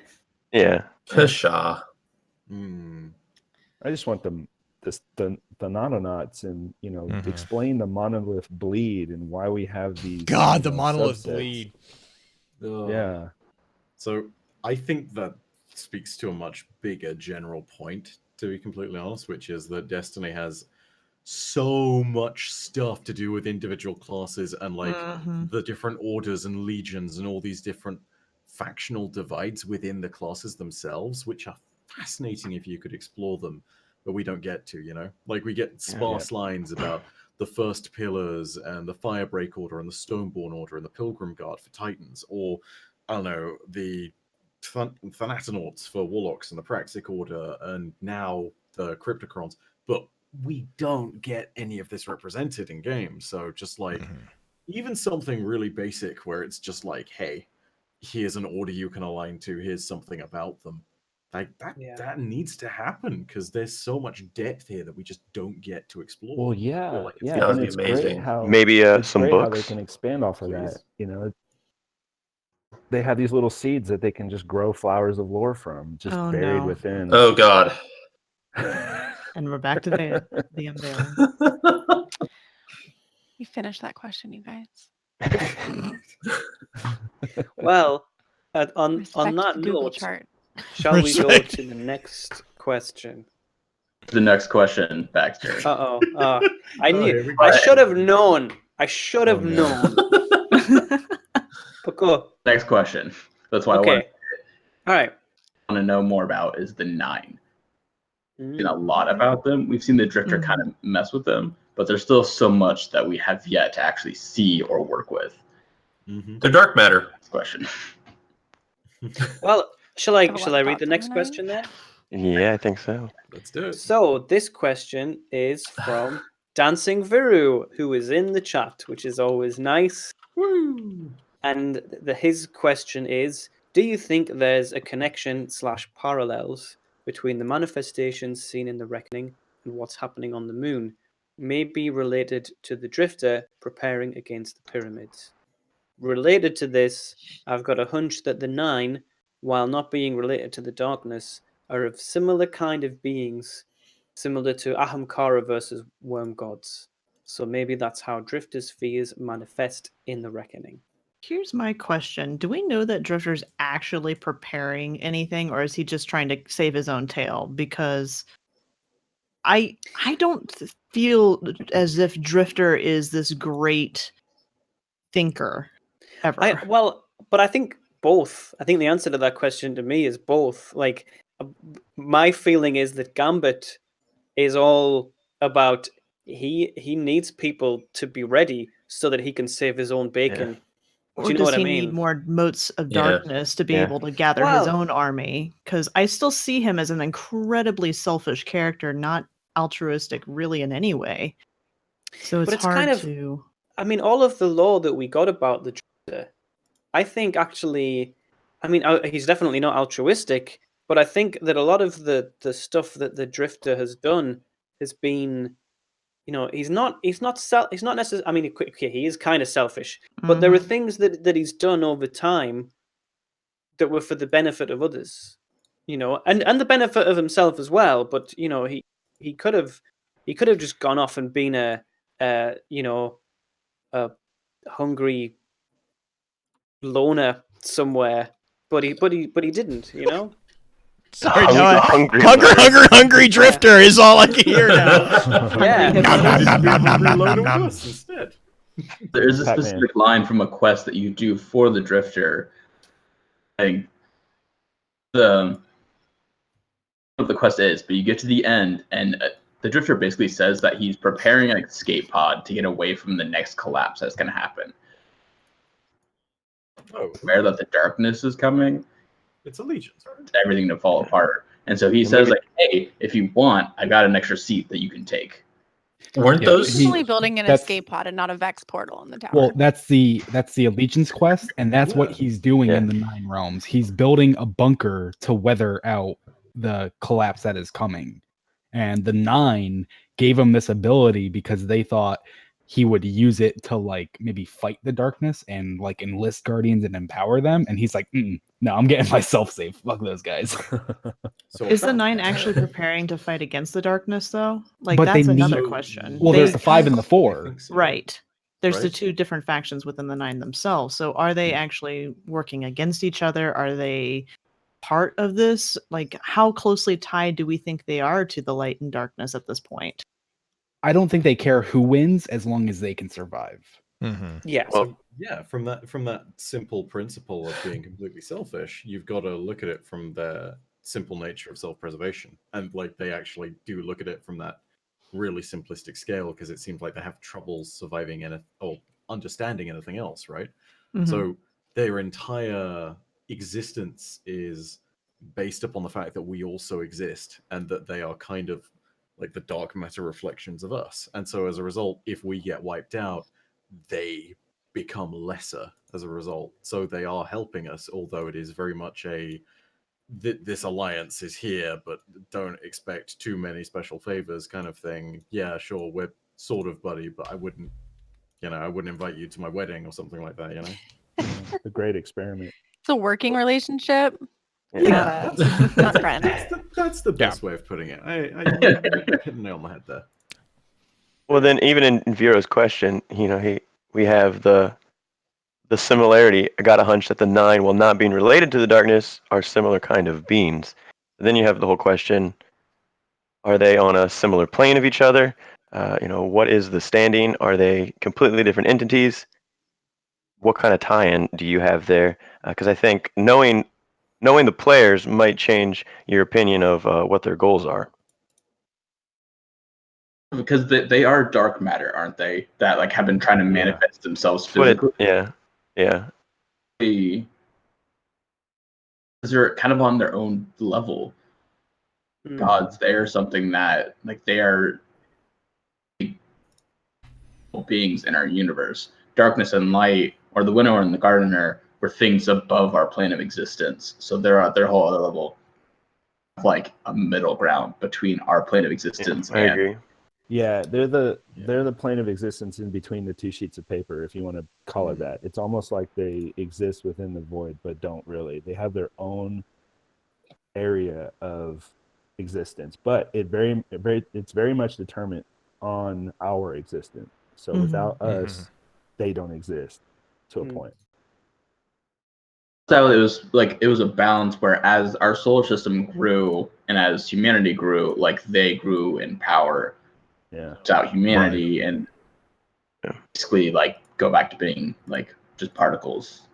Yeah. Well, and that's the question that I always had with them is like if they actually manage to split off from our existence, not only what happens to them, but what happens to us? Because it's a two-way street, right? You know, if they can't if they're exist, a dark matter equivalent, right? If they can't exist without us, well, that means that we can't exist without them. So if they only care about I don't know. No, but I mean that's my question is like if they've been completely concerned about them being able to survive without us.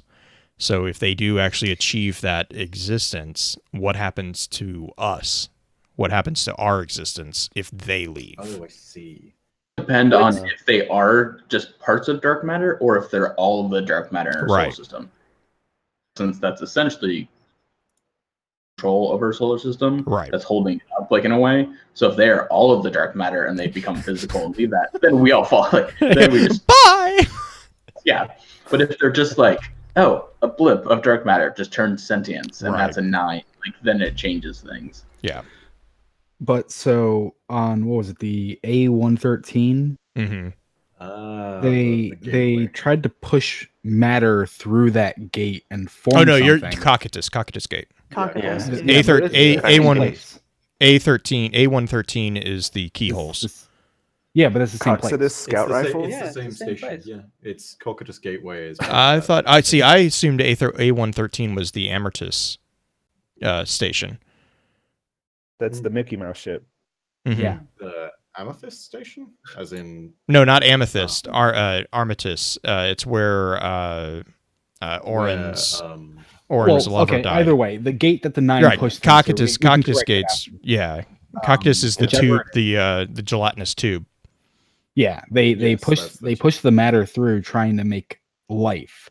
So if they were to leave, it doesn't sound like they would cease to exist. The dark matter would cease to exist. It sounds like they would push their consciousness into a body. Oh, we should just give them exos. No.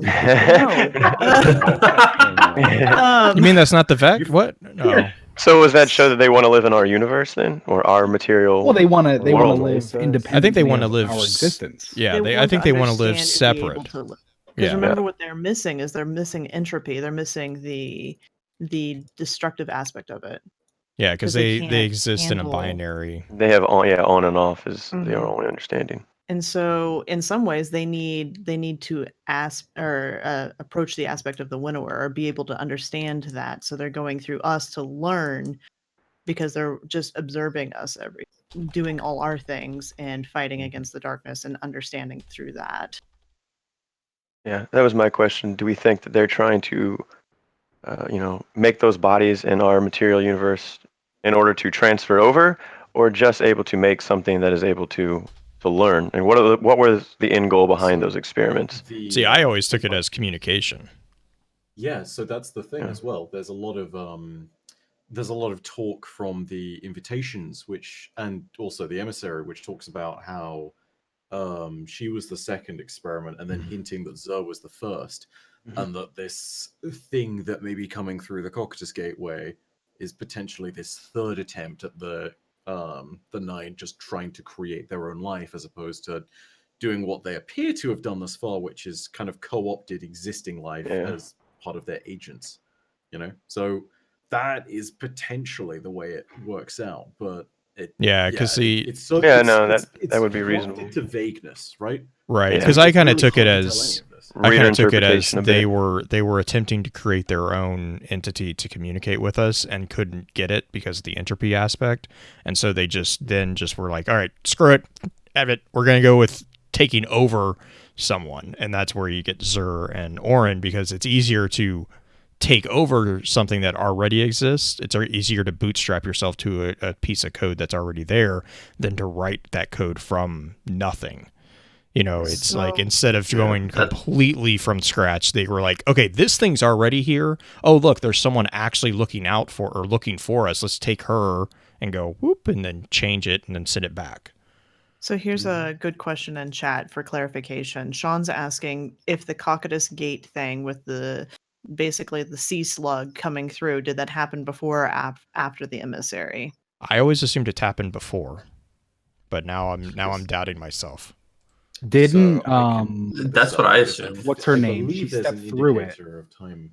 The Lavinia. Oh yeah, you're right. Yeah, she went through it and saw Orin on the other side. So she went through it, but when did the gelatinous thing happen? Well, that's what I'm just trying to like plot all the points for it. But so really quick though, it is the same. So from the Ghost Fragment Dead Orbit, I am the last of the crew of the Sophia. In this place, it doesn't have a name. We call it A113 from lore entry Cocytus. But I have viewed the site records and the fate of Sophia's crew after they herded to Cocytus stinks of hive madness, blah, blah, blah. So they didn't know the name. They called it A113. Yeah. Something else as well. We have a vague timestamp in there with the Cocytus card, which gives us the first note saying that the station remains in stable heliocentric orbit where it was parked after the destruction of Ceres, right? So it's clear that there's been enough passage of time after the destruction of Ceres, which is the Reef Wars, for the station to be parked in heliocentric orbit. So I do not know what that gives us in terms of dilation, but it's the asteroid belt, so you assume it's turbulent, which means it could probably take longer. So it's not necessarily like it's always been there, but this is not exactly contemporary either. Like, there's a timestamp basically. And at the timestamp for number 6 on the Cocytus entry, that's 524, I'm assuming, hours, which would be roughly, if you divide it by 24, 21 days. Yeah, but that's after the words. The event time.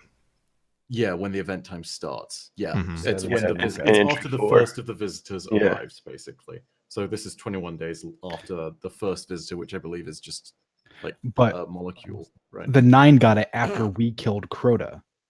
Yeah. Oh yeah, of course. Yeah, because it was It was originally created to study Crota.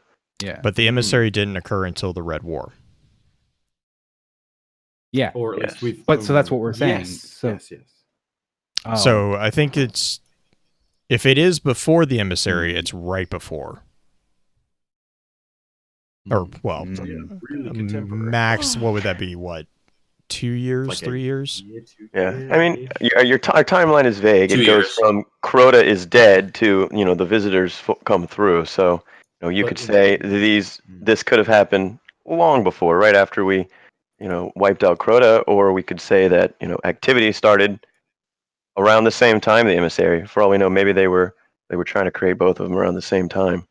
But on that note, we forget that for us, those 5 or 6 years is a very long time. But in the grand scheme of things, when it comes to Destiny's timeline going forward, and just generally, this is actually a really short period. Like this is very, very recent, really contemporary, because we know that these ages have lasted for at least a few hundred years.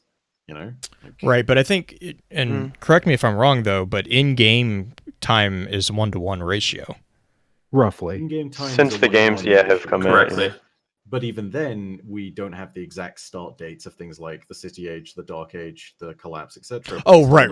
Yeah. I mean, we have still like they've existed for centuries, as far as we know. How many is up for debate, but yeah, we know they have existed. Okay, so I think I got it. So if the visitors, the 9 start pushing stuff through the gate after Crota's death, that means that's when they were first studying it and realizing this was the 9. So Lavinia couldn't have gone in there until after this point. And for Lavinia to go in there and then see the emissary, that means it has to be after the Red War. Plus, she visits the Leviathan beforehand. So it's got to be after the Red War, because otherwise people wouldn't be able to be on the Leviathan. Mm-hmm. Or, well, I say she's been there. She was like in close orbit in a reef ship. So it's not exactly the same, but yeah. So it had to be 9. It had to be emissary, then gate. Basically, yes. Right? Correct. Which then makes sense because, again, she says she's the second experiment, Zoe was the first. This then makes that the third. Yeah, trying to make their own bodies. Yeah. Yeah, I dig it. Damn, 9. You did it. Chronology, ladies and gentlemen. What was the question? Wibbly wobbly, timey-wimey. Timeline? What? Timey-wimey! Oh my god. Whatever you do, don't blink. So part of the question... Why did you have to bring that one up? Yeah. So if we go into the 9 stuff on a factional thing, this is the kind of nonsense that you're going to hear from us for the next several months. Enjoy. It's going to be wonderful. All right. Well, I'm not sure if anyone's paying attention to the chat, but Rhino's got to go, so we should let him say goodbye. Oh no, Yeah. right. Great show, guys. I mean, bye, Baxter. Baxter. Baxter. Bye, Baxter. What was even better? Is it also your birthday? What was what was even better was when Baxter actually went to a stationary picture. It's him with the same, almost same pose, but with a green shirt.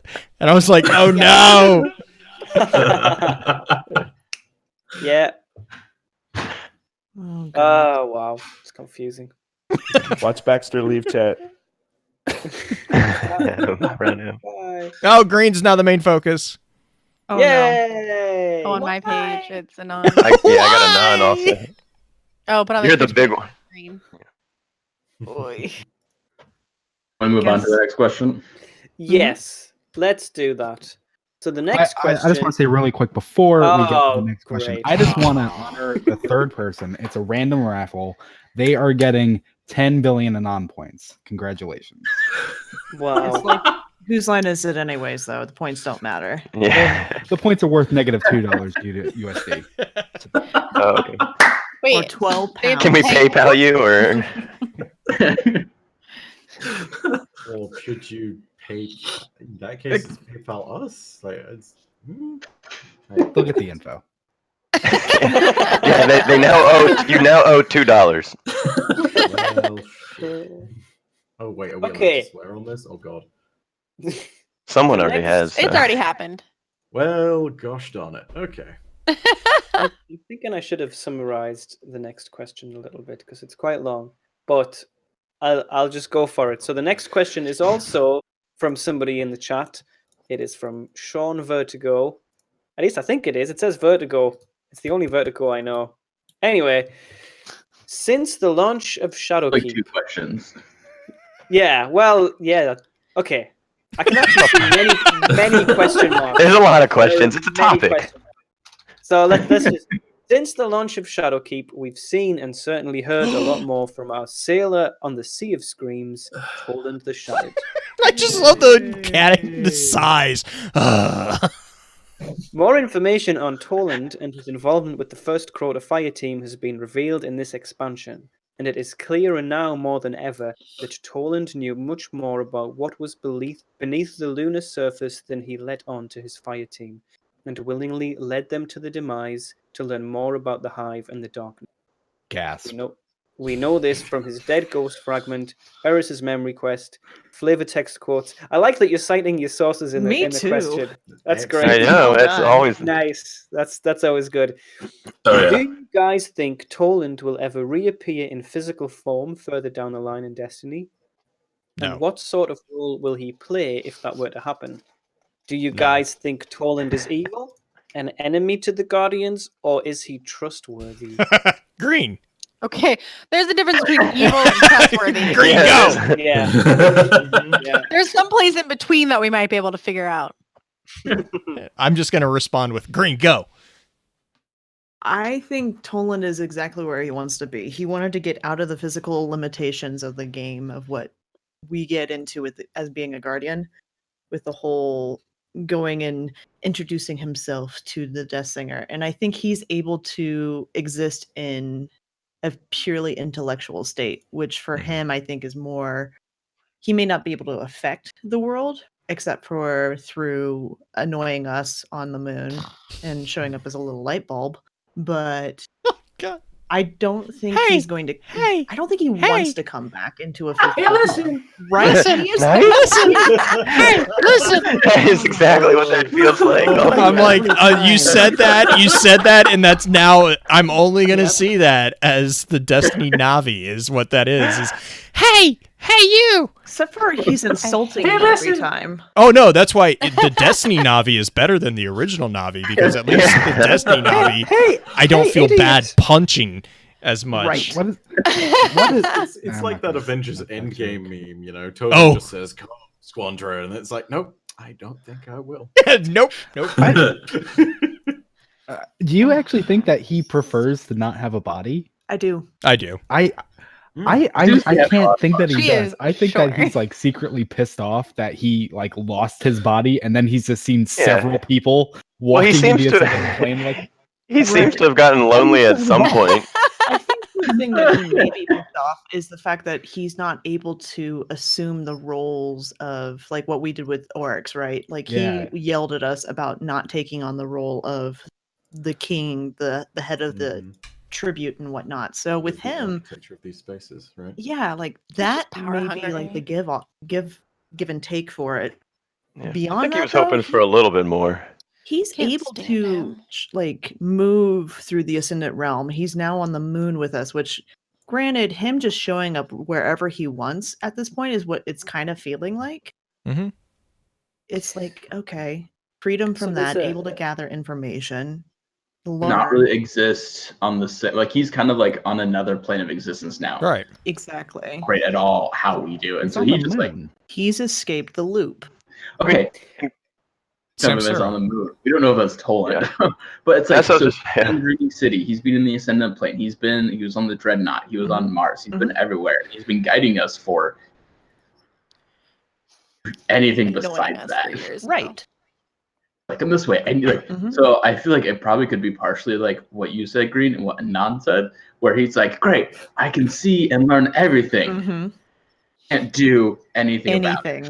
It's like a Twilight Zone episode when you put it like that. I can't. Could stand those him. just be I really can only manifestations? talk like if I He come up broke to his you and press a glasses. button, then talk to me. But if I'm just Okay. walking past you, please shut up. Right? Like, okay. here's, Listen what's to that me. What's that one DC hero from the comics where it's there's a professor and then he's like Xavier. sharing. No. I knew you were going to say that. Why? It's also Marvel. Ignore Anon. Yeah, He so knows. He it's knows that. So technically, Sorry, it's a guy calm who down, is calm down. on fire. He's atomic, but also he is sharing his Human Torch. right. Like he basically split personality type deal. Shh, Except one I of them is don't- persistently in control. I don't think I'm familiar with that character. God, DC I'm sure- Professor they've Laszlo turned up in the Valentine. Flash. They've turned up in the Flash a few times. I know that much. God, I'm trying to remember it. It's killing me. Is he a villain? It's a hero, although Oh. yeah. I just like the Yes. fact that we now know that Flash is not the Firestorm? fastest in the. Yeah, I know what he's Yes, talking I about. believe that's it. Firestorm. Yes. I don't know. I'm not really that familiar with a lot of the DC. God damn it! I was so obsessed with trying to remember this name, and now I have completely forgotten the reason why I wanted to know this name. Professor X. So we were talking about Toland and being trapped and whether he wants to be trapped or not. Well, specifically when you said it, it was being the annoying guy who's always like pestering you. So how does that feel, Anon? Just kidding. For real, on that note, I feel like that's kind of our relationship with him almost, is basically he is in that state as you describe where nobody, unable to do things, and now his thing of I will be your Virgil is just his answer and his way of saying like, well, damn, if I really can't have any effect on this, I might as well try and guide people in a certain direction. You know? That's the only way he can have an effect. He does seem pretty hopeless, but could those just be manifestations of him communicating with us? who's to say that that ball is all that he is? Who's We to don't. say that that ball is Toland in himself, right? Yeah, could that be his entirety, or could that be like Osiris and his mini simulations? Well, if you Well, want he to put said on he the shucked hat, his more. I don't know what else Yeah, that could mean.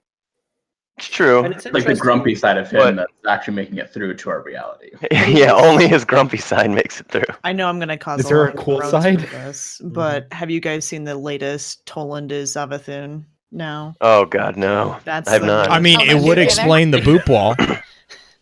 Hey, Thanks, hey, come Orchid. over here. Come over here. Boop. I mean, Does he yeah. do that? Yeah, the Any- boop wall is Thanks, the Orchid. if you He run was if you the run to you run to the orb, it's the same orb is floating, and when Oh, you run first. into him, King's Fall. King's right? yeah, Fall. King's Fall, yeah, and it goes Mhm. ka-tunk, and you go. He's just- "Ah." Toland just being angry, like, I can't do any of this shit, but you can, so screw you. I know you can do that. It's like, this is what you get. I bet you wish you'd shook to your physical form now. In some ways, I you wanna- did. I want a Beginning soundbite of Forsaken Baxter quest saying line. that. Yeah. Done. Forsaken quest line, wasn't that like he was talking to us when we first got into the Dreaming City? He was like, for all you know, I could be Savathun. I could be, or no, I could be Riven. Like, I could just be someone else screwing with you. Why are you trusting me? Like, you're an idiot. Like, you're just blindly trusting me. Mhm. Right. What? I mean, because Toland could be Savathun. You know, Sense with everything. I mean, Toland could have died, and that ball couldn't be Toland at all. It could be impersonating him. Eris when doesn't he said exactly that trust that him we at this shouldn't point. trust him, that's when I really started to trust him, though. Good point. Reminds me kind of the I just like, stay away from him at all costs. yeah. As far as I his want to punch something. As far as his goals, then, do we think? How do you guys feel about his original intentions? Were they selfish motives, or was it for a greater good kind of thing? So Yes. My words. Mm. Because I know everyone. There's a lot of conflict on Toland, so I'm just I curious think to hear I think what. I think the answer is yes. Because Yeah. I I'm not honestly saying I the something up Fire perfect. team would have lived, but had he dispelled all of the information he had, I think they would have had a better shot, knowing more of what they were going into. So He definitely used them. he's It's kind of a stated in murderer the. of. well, but I mean, but we have quotes I from think- them that they're using him as well. Yeah, exactly. I mean, Vel there's called a- that out pretty clearly. there's a He's difference, like, right? There's a difference Another because working they were relationship. using him. They as a they guide. thought- yeah, they were using him as a guide. He was using them. He didn't like. Look, I do think that Toland did what he did because he thought that this was for the greater good, and that by doing what he did, he would be able to learn enough about the hive or enough about the way that they work to be able to aid in defeating them, or at least replacing them with a human based alternative. But he didn't care that they were all going to die, really. No. You know? Well, and that's again, like, it's one of those ends justify the means kinds of Mhm. situations, and unfortunately, his ends did not justify his means, so now we all hate him. I Well, mean, did to, they, though? to him it I don't did. know. That's We- where it we- opens up to morality, They all like questioning died. our own morality standards. Mhm. Like for him, Oh. it might like it's because it's greater good is one of the biggest I think there ever is, because that's the whole like Thanos concept. Like for the greater Yeah, you good, can do it would be anything. better to stop, like to actually work out with morality and how you stand. Arguably, we would not have been able to defeat Oryx. I don't know, but maybe we wouldn't have been able to defeat Oryx. we without wouldn't have Toland. because Eris Right. was the main guide for us, and Eris only existed because She only of got us what down Toland. there. Yep. And she Yeah, only but I existed. mean- I mean, the Toland tips kind of let us through. and this is kind of going back to what Guardian's saying is like, you know, in the small picture, what Toland did was it was an atrocity and was very damaging. But when you start pulling back and looking at a larger picture, you start kind of being like, but was it? I mean, yes, he said, and this is also a really big argument, you know, even in reality, is like, at what point is a sacrifice worth it? Oh, hang on, I have a minion. I think it's So it- interesting to debate whether or not what Toland did was good or bad, because I don't know if Toland knew. I know he knew what he kind of wanted to do going down in there. We kind of have instances of that in the lore, but I don't think he knew the outcome. I don't think he planned on getting himself turned into a light bulb. No, maybe not. But I do think that what he did was objectively bad. Oh, Like I agree. you know, like he like it may have been for the greater good, and in the long term, it may have worked out better for us. Mhm. But in the you know, like there's no in my mind, there's no debating that he misled the people that he was with, and he was Yeah, happy Oh, he for could have yeah, them no. sacrificed to die. at Right. least 4 I other mean, people to achieve he's his goal. he states in Ghost Fragment Toland's Ghost, I will learn how we can benefit from their ignorance. So Right. Mhm. But I mean, again, Like- that like- goes Don't back like to if you pull back large enough, though, that because this looks again, kind of going back to what we started off with the gardener and the winnower. If you pull back really far, though, and you understand that this isn't necessarily about this one fire team, it's about the whole battle between us and the hive. One could make the argument that the sacrifice was worth it because of what was saved was so much more vast than what was lost. Now, But you can't see intent. You can't see his intent. And- with that and because correct. An And ant, this an ant is- cannot see its own biosphere beyond where its hill is. But- It only even sees a but, very but I- that I being still- said, I still don't think. Sorry, you go. I was going to say, that being said, though, that could also be the reason why he shed his body, was because he was an ant that wanted to transcend into the next level.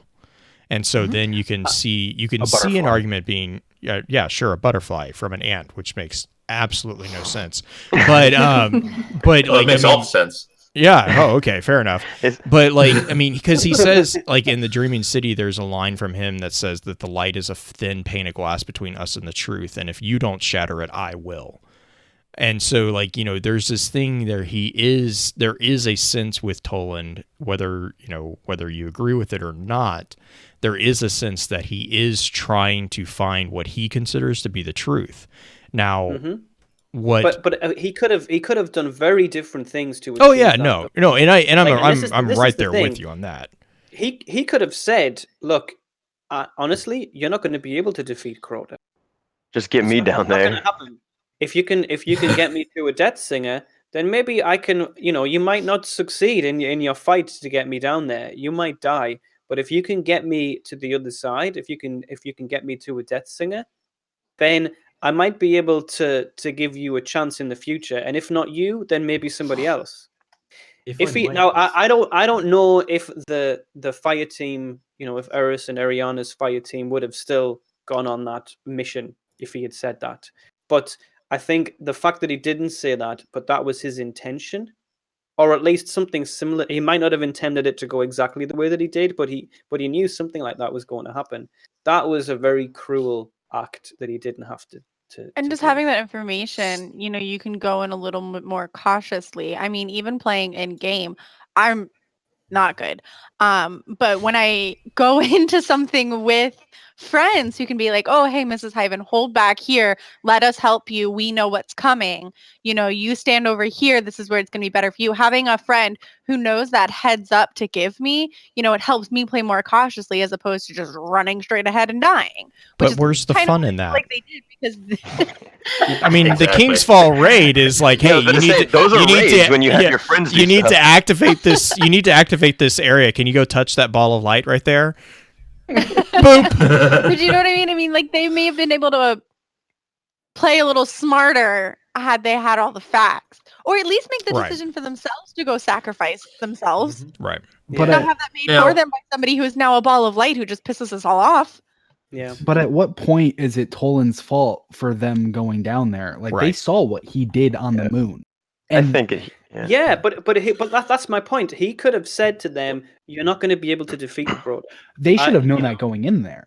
Yeah, but some of he. them did. I do think they were a little hasty in their going in. I mean, that line from Ariana 3 where she's, what does she say? We've got something and We've got something fury that and should be light. enough. Fury and Fury vengeance. and light.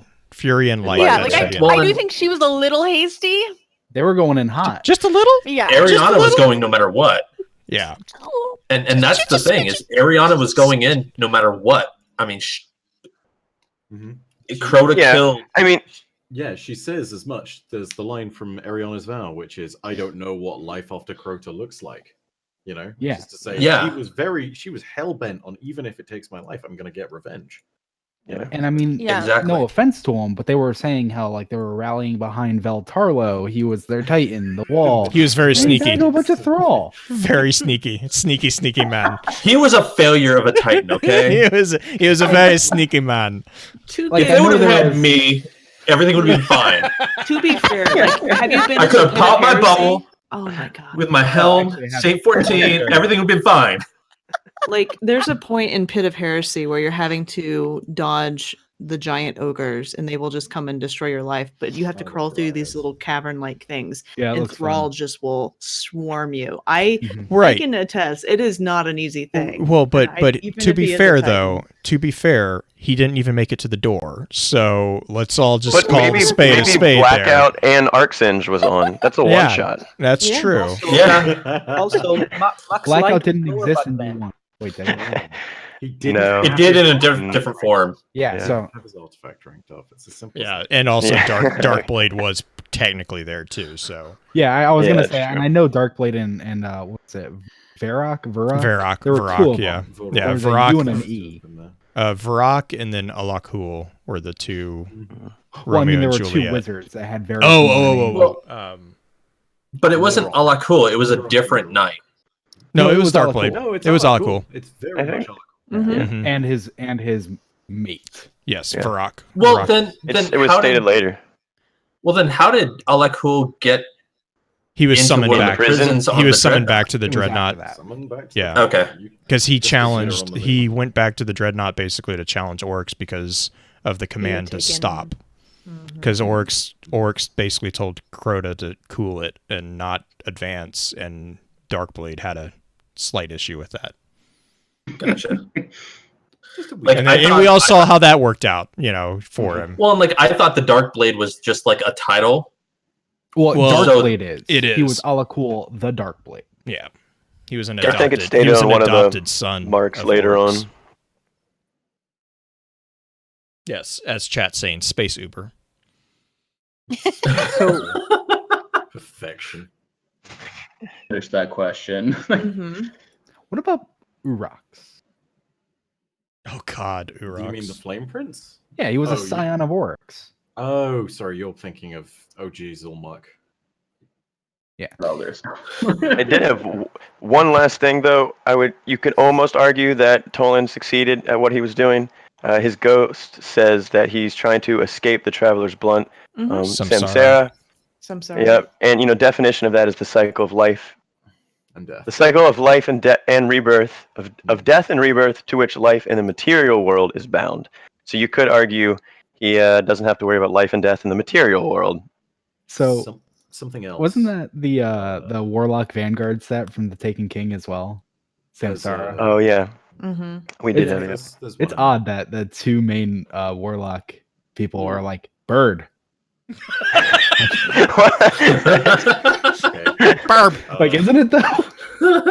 If I might as well, though, we get word from Toland in the mission where you're going after Deathbringer on this as well. Like at the very beginning, there's a long discussion between him and Eris talking about his purpose in the Ascendant Realm, and like much as it's one of these things of he's very clearly done this for selfish purposes, and you can tell that from the first fire team's perspective.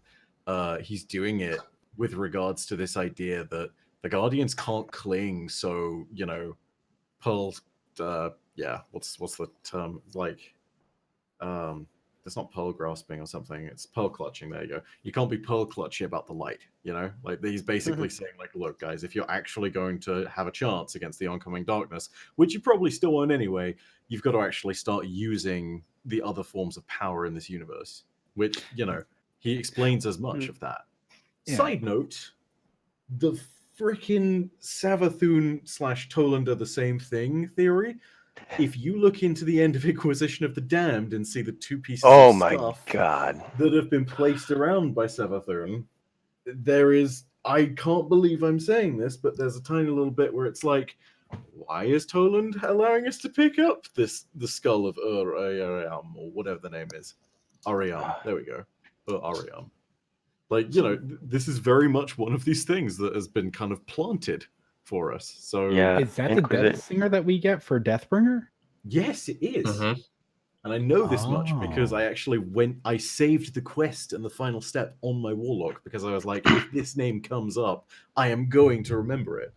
And so yeah, it's very much the same Death Singer that we then kill, and then that power of the Death Song is turned into Deathbringer. So like that's a plant. That thing has literally been sat there by Savathun. So I mean, what we do with that and where that goes, yeah, I'm not sure, but there's like 3 options you could have. One, since Toland is on a different plane now, but he is playing a larger game and is like kind of trying, like he's playing chess with Savathun. Inner work. He is Savathun. Like Savathun has created Toland, manipulate us, which sounds very Savathun. And the third option, trying to get us to align with Savathun. You know, as crazy as it sounds, that actually is like, wouldn't it make sense that Savathun might want us to go in there and take out her brother in the King's Fall raid? Like, this crazy theory starts to hold merit, and that's scary. Then you take a look at everything that again is said at the end of Inquisition of the Damned. Assuming that is Savathun, she talks about how, Oryx's bloodline is not really going to yield anything from this point onwards. It's actually gone. But it's serving its own purposes, and that may also align with what we've read in Bad Juju. To note back to Toland, because he talks about how, you get dull blades from soft whetstones. And so it's basically this idea of if the sword logic is going to be challenged, it needs strong competitors to allow the people at the top to continuously prove themselves. So you take this idea of Savathun has basically been arming us, and it's a little bit like she's fattening up the lambs to go to the slaughterhouse, Like, we are effectively being fed these tools of power, and we are being given these moments of triumph, so that when we get to her, it's gonna be just that much worse. So yeah, this is terrifying.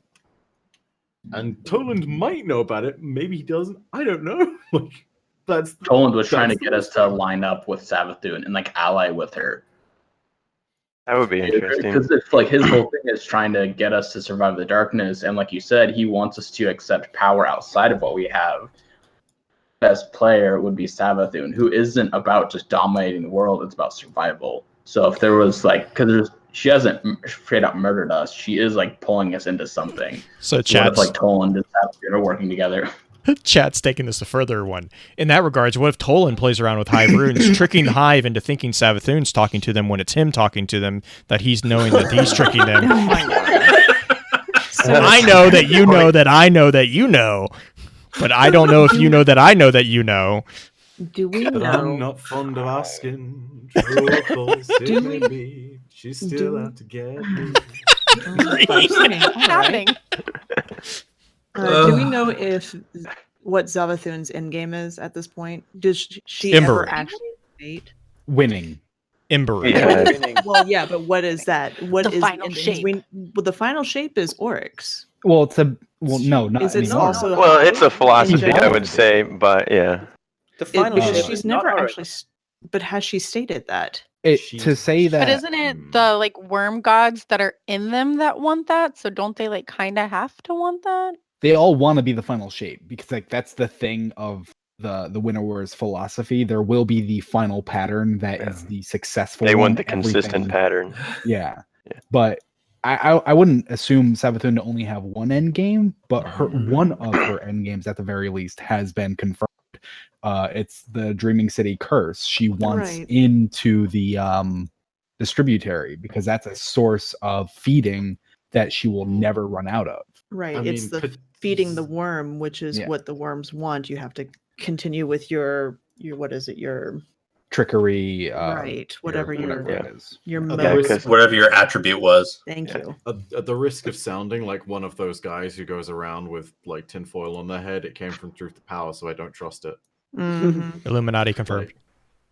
But I wouldn't be surprised though if Savathun is very smart, right? She is of the 3 siblings. She is the one that is most I think the one who is most likely to figure out a way to break free of the the cycle that the Hive are in. The tribute cycle. Well, not even the that like the cycle of having to feed the worm. Like tribute, the tribute cycle is one way. I mean, I think it was Oryx that he instituted it. Yeah. Yeah, as a way to free up the higher Hive from having to be constantly grinding effectively.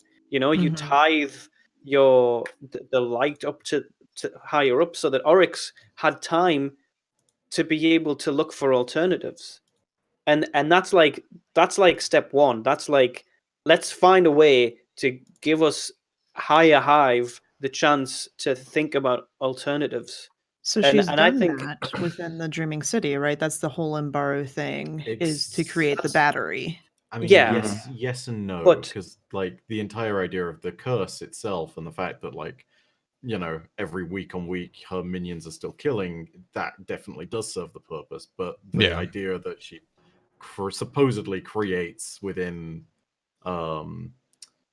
Truth to Power is also based around the idea that there's no kind of like factor of time, because it's like hidden within a singularity. It's an and then it infinite death uses- battery. Yeah, exactly. Like it uses the measure of time to facilitate something that is so much more powerful by a factor of God knows how much. Well, and Imbaru is actually the concept of creating a mystery that is itself a mystery. It's like the definition that was given for Ayat.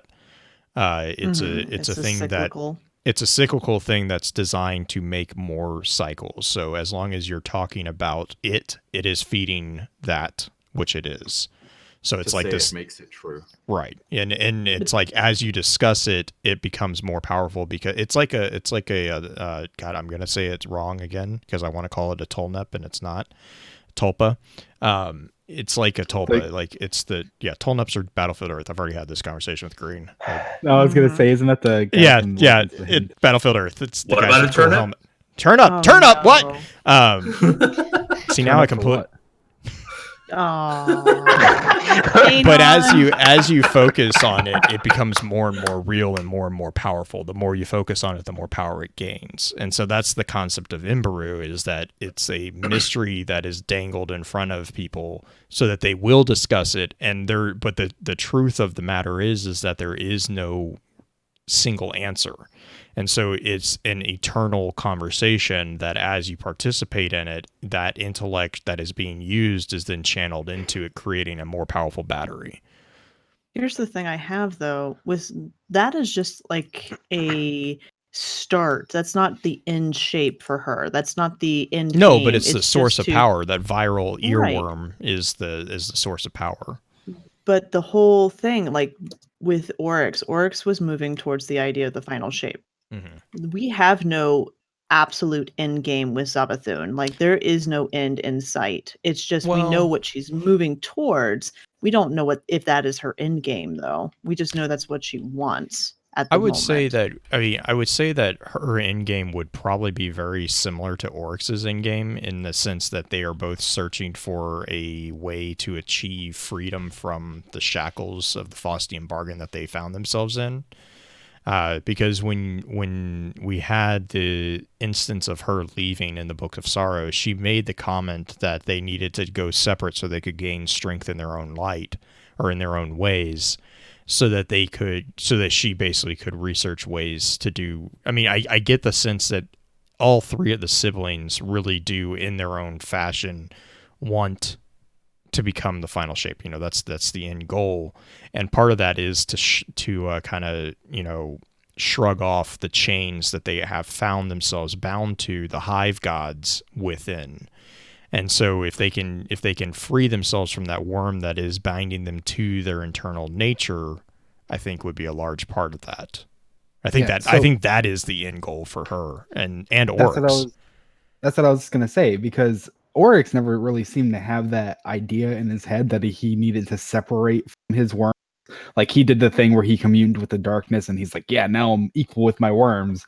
And it's like, yeah, but they still kind of, you know, control your life. It's the Faustian bargain. It's you still got one in you. Yeah. But Savathun, to be the final shape, they need to be above the worms. But for the hive, they're always going to be beneath the worms. So that would have to be Savathun's endgame to escape from the worm pact.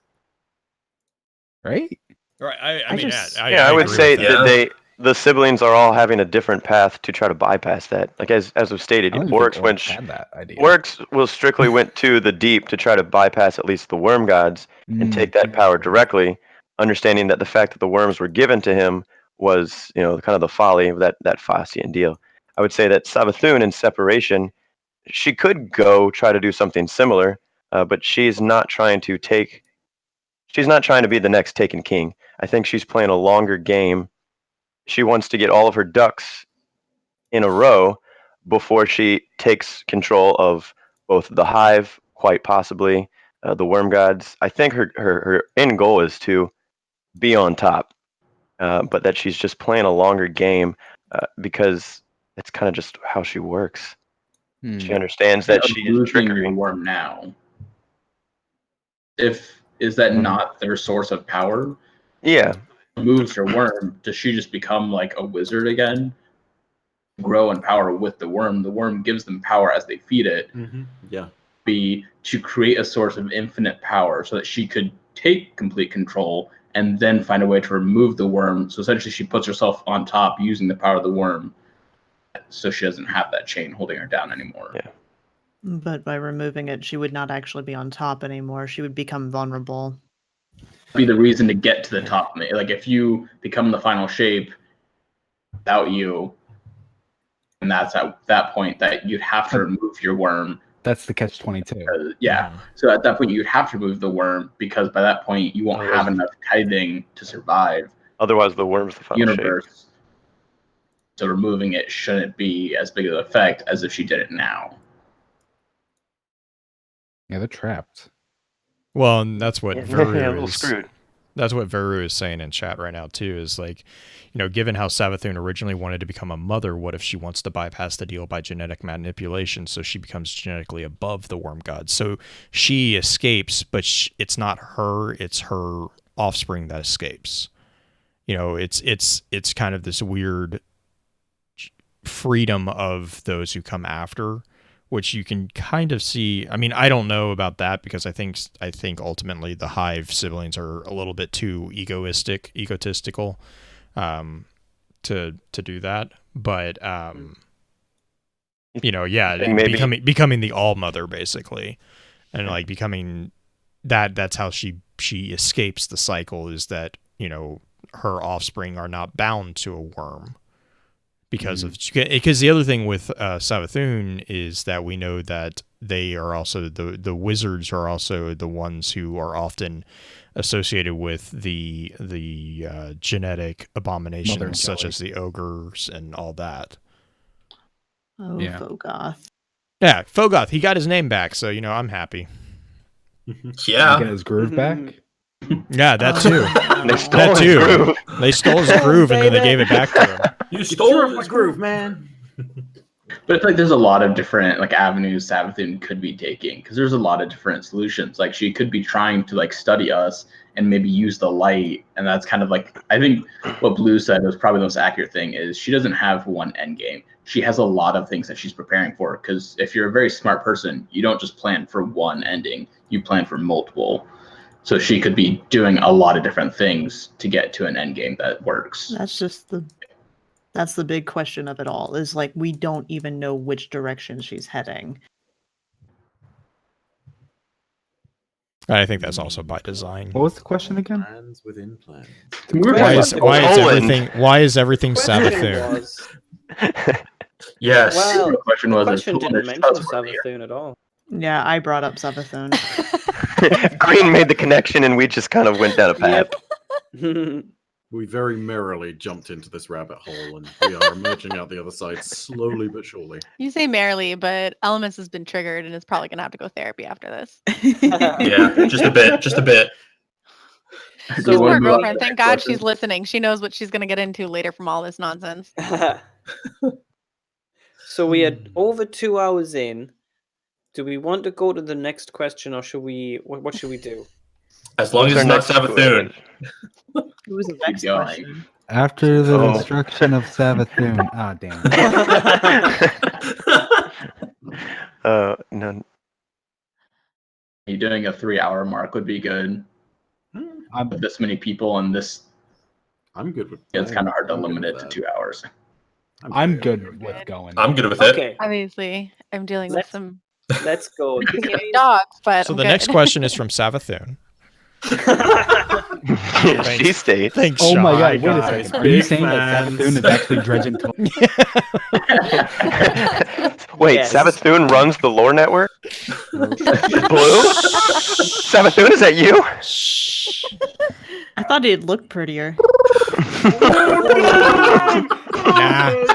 Nah. Wow. Wait, do That's you part mind of if the we trick. actually I could skip down say a that. bit? I'm Because there's an Miss easy Barber. yes or no that I just noticed. What? Do you Which mind if one? we skip Vanguards? Do you believe that the Kentark Oh. 3 are the missing members of Kabir's? You said there's an easy yes or Caber's no. fire You just team? I noticed. mean, I'm but about to talk. that question only has a score.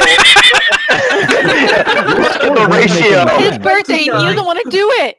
It only has a score of 29.84.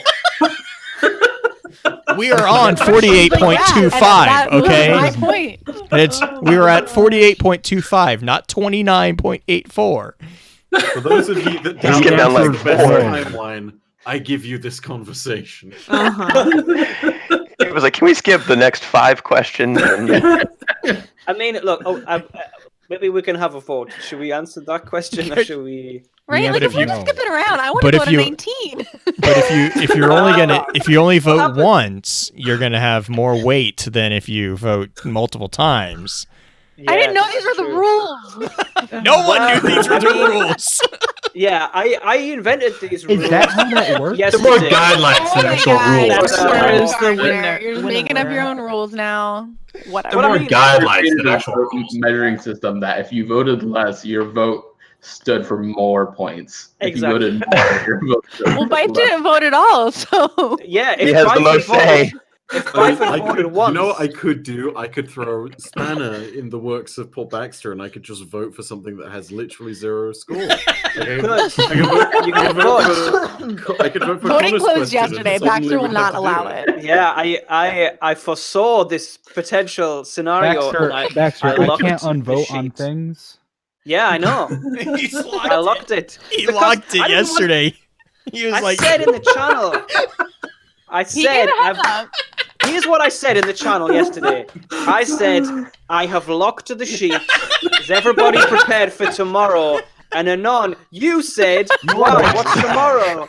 Oh, Is it- how they're fighting in the video, and Han's even gotten it down to like, "Ah, dude."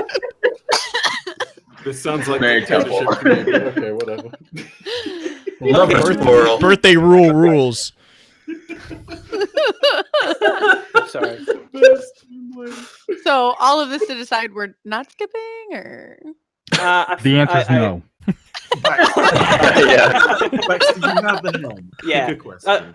Please, good sir. Pick a question. 48.25. Go. There is no 48 on this. Why would you say? 48.25. I think it's the 48 percentage. Score. He's giving the percentage. score. He's giving the score, Oh. not the row. So, Oh, Dredgen thank God. Totalis asked, after the destruction of the Black Heart back in Vanilla D1, what did the Vex protect in the Black Garden, if not the garden itself? There's an easy answer to this one. I feel like it's a solid question. I want to know now. They protected the garden. What? They protected the regrowth of the heart. That's Right. actually in one of the cards.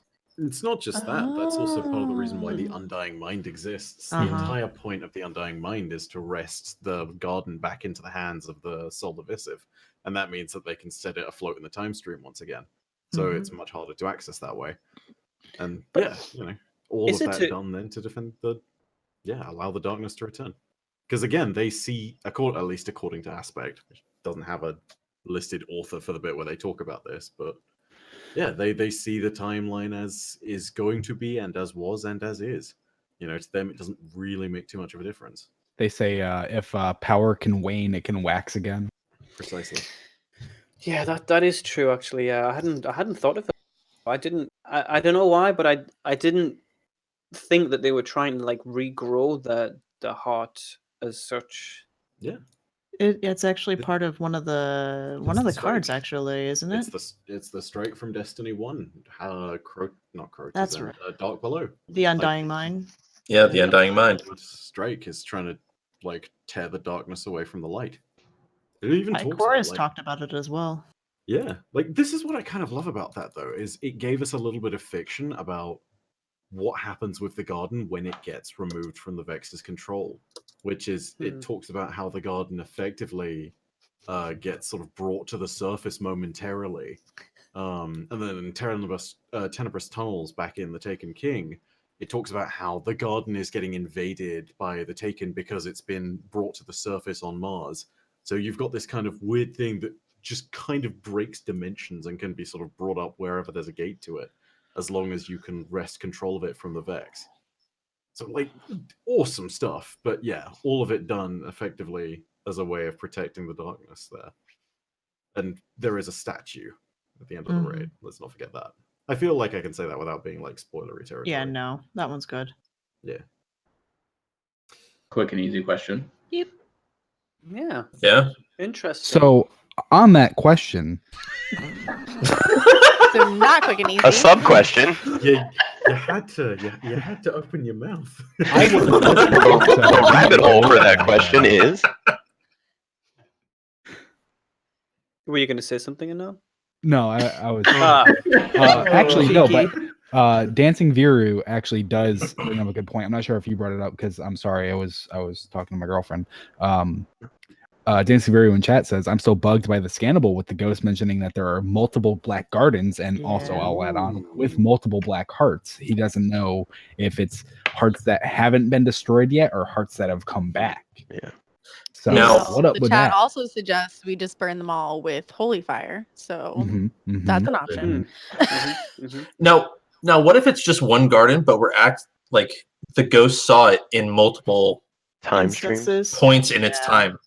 Well, Don't no, the because Vex have the multiple Undying timelines? Mind is copying it in multiple gardens. Mm-hmm. So we know there are multiple. I mean, is it multiple it's gardens? I thought corroborated. it was multiple timelines. Well, multiple timelines of multiple gardens. Well, I guess, but one garden, multiple. You could say multiple timelines, multiple. Yeah, but universes if it's of multiple the same realities garden. with multiple gardens, that's right. Well, yeah, I guess it would kind of be multiple gardens, but they're all in different timelines, so it's the same one. But if they're in other timelines, are they our problem?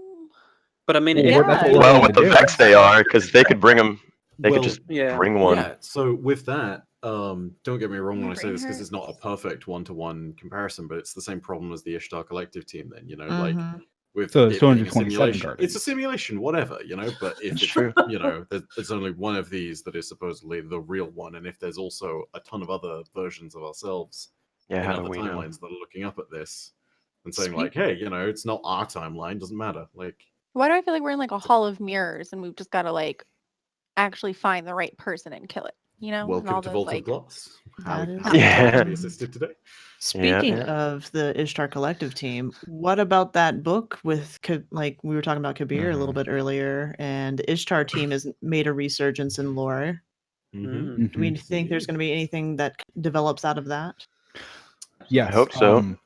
So, just to kind of plug loose cannon, we had an episode on Aspect where we were talking about it, and there's that one entry where it is, you're following the lore. Let me pull it up. I think it was Nomic, just so I have it in front of me.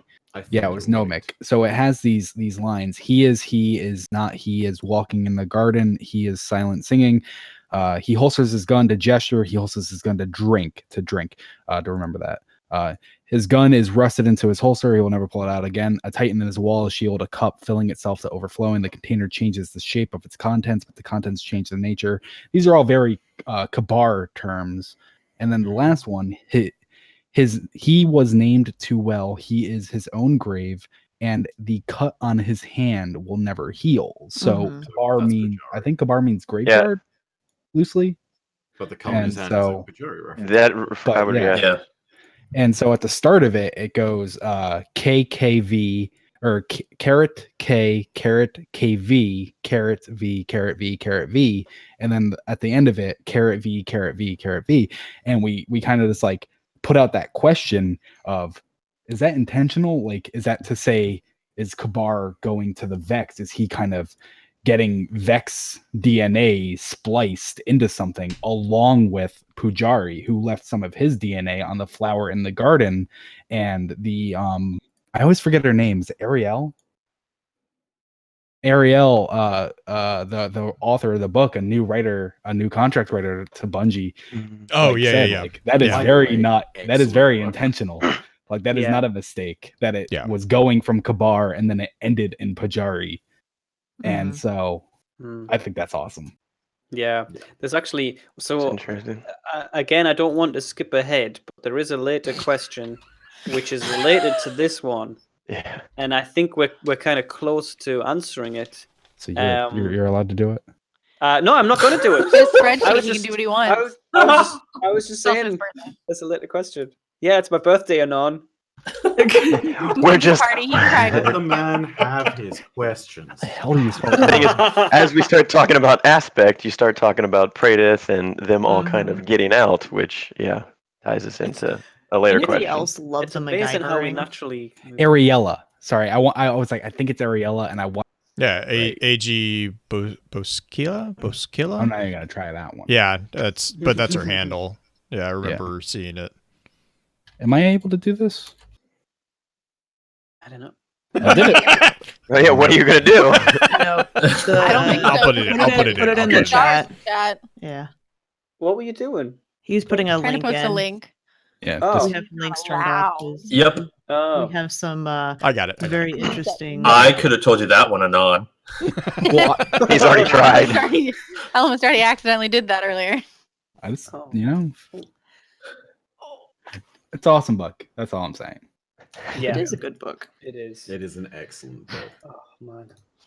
So I good. think it's one that hasn't what's had next? as much talk lately because everyone's all kind of turned on. Unveiling. Mm-hmm. Yeah. Oh, speaking of, I'm not sure where this is going. I don't like where this is going.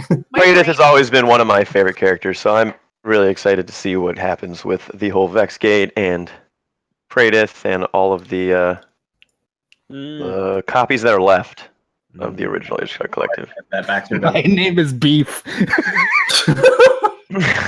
What? What? In chat. Bafe. It's Oh. I like Anon's reading of it. my name. I'm more of a beef I'm girl. hungry. It's Bay F. Baedith. Bay? Now it says my name is Beef. I'm so confused. What the hell? Oh my god, I think somebody don't know. broke Anon. Why are we? Where are we? When are we? What are we doing here? I vote we answer question 40.03. Yes. All right, now that Anon's away. Oh God. All right. So I- we can skip questions. That's fine. I don't really mind. I just didn't want Anon to skip questions. I do agree that 40.3 ties into that other question if we just want to cover it all now. So the Vanguard BR asked, is Praedyth going to appear on the 19th of November when Ikora's portal will be active? We don't have any voice actors for him, do we? We haven't seen that yet. No. We have seen a voice actor for Saint 14 though. We have. I know. My favorite. I am excited about that. Yeah.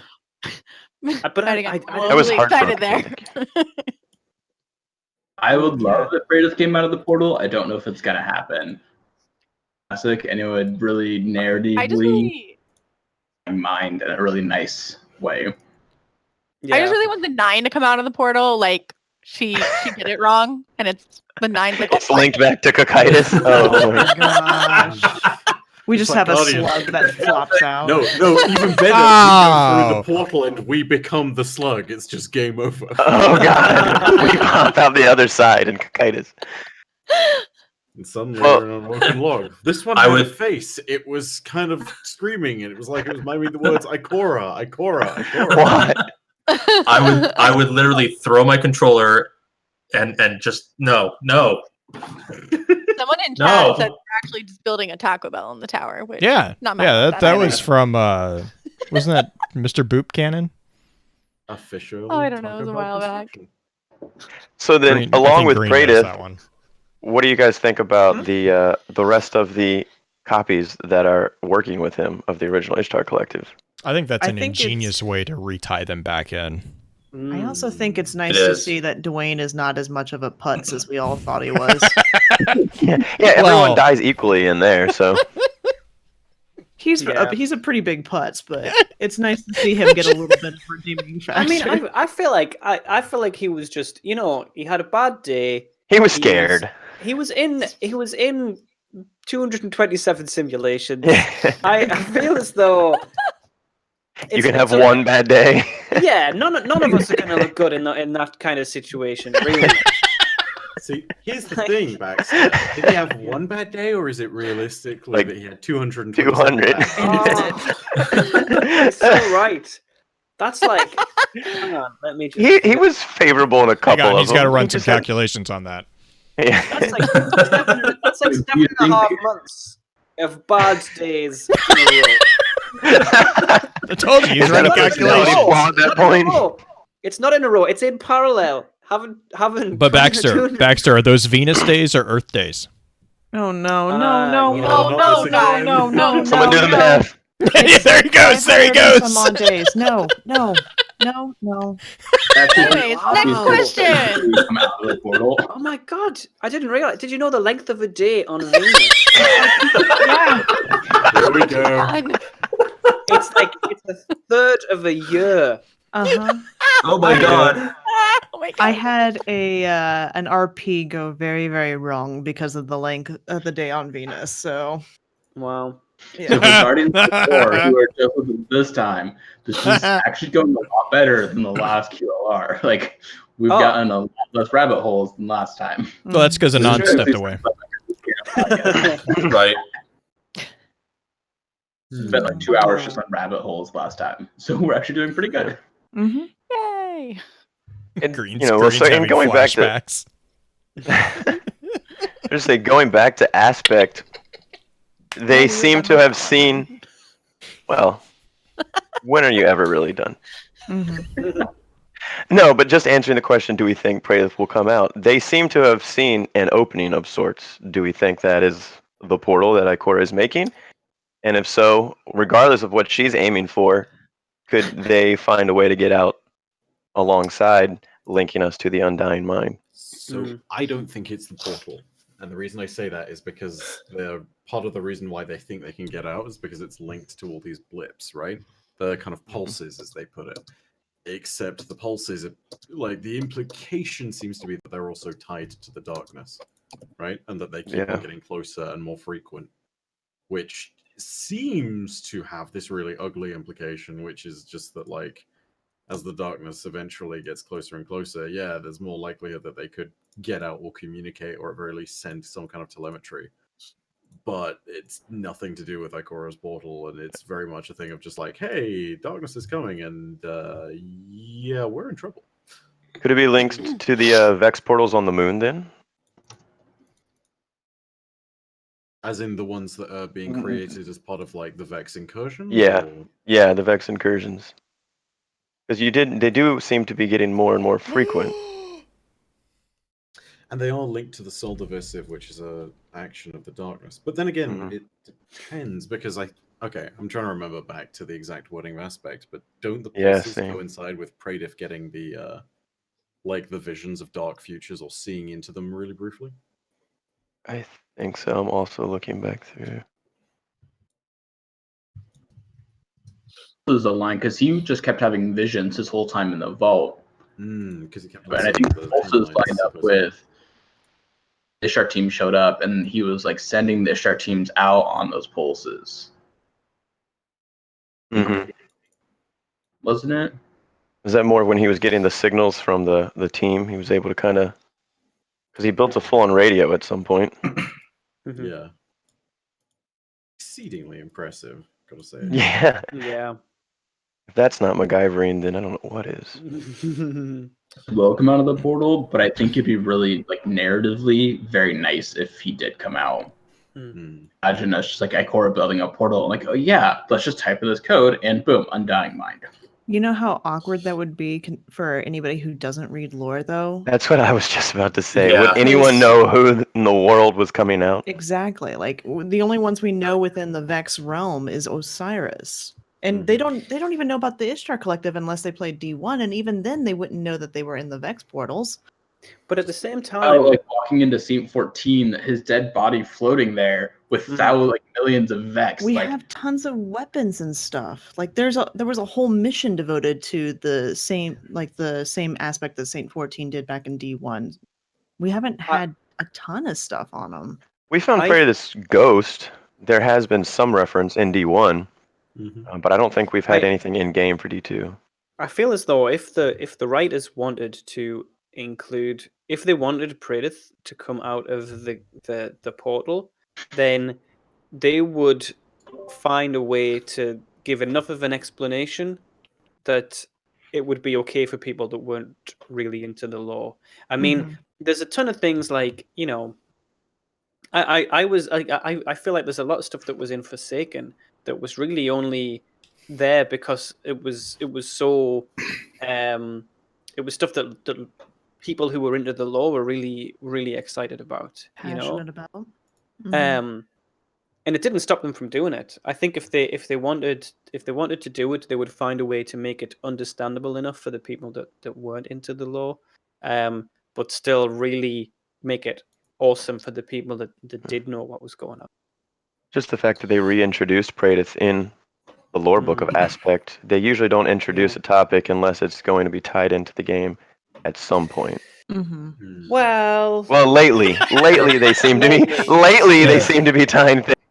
Yeah, I mean, I know I stepped away for a minute, but I'm sure someone must have mentioned that Praedyth is literally escaping a Vex prison right now. Yeah, that's what we're talking about now. We were talking about. If anyone's gonna come through, it's him, right? It says the end of the lore book says somewhere they're always escaping. Somewhere the door is opening. Somewhere they are always stepping through. He's gonna step through and pull out his ghost and just go to orbit. He's like, I don't want any of this. I'm done. I need a cheese. Too bad. I think we gave away his ghost. Yeah, we'll have to give him his ghost back first. Yeah, I think actually Lakshmi has that. So he's got to step out, go never getting that back. Give me back my ghost. Someone's going to sit there and be like, hey, do you want to do a raid? And he's going to be like, no, I did my time. I did my time. Hey, you want to boot up D1 and do Vault of Glass? We finally beat it. A 5-minute cutscene of him walking across the tower to Lakshmi. Just Can you imagine how traumatic that would be for her? She doesn't even remember him. Gosh, Lakshmi, yeah. She would just. I don't know. I think she'd freak out a little bit. Like, I have your ghost. Don't get me wrong. It'd be like when Lakshmi Santa sees the feels- M&Ms. Lakshmi feels like the kind of person who would take this in her stride, I feel. Like, yeah, sure, the war cult has been freaked out by things before, especially when it comes to the God, what's the term they use for it? It's not the artifact or the relic. device. It's like the device. There we go. Yeah, like the device occasionally freaks them out, but Lakshmi seems to take a lot of stuff in her stride and very sort of slowly and carefully and patiently. Like, there's never been a point at which she sits there and is flabbergasted, I think, in the writing. Yeah. Even when you give her Praedyth's, even when you give her Praedyth's ghost, she's like, oh, well, this is really strange because I must have authorized future war cult headers.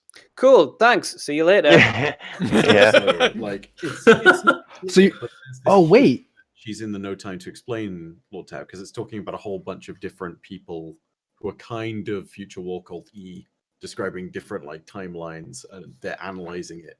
And she says, personally, I think this is just getting fascinating. You know, it's like it doesn't matter to her that there's this gun that plopped out of the Vex, you know, stronghold that is very clearly important and has been handed to us for a reason, probably by Praedyth, if not, you know, for all the other different reasons that is suggested.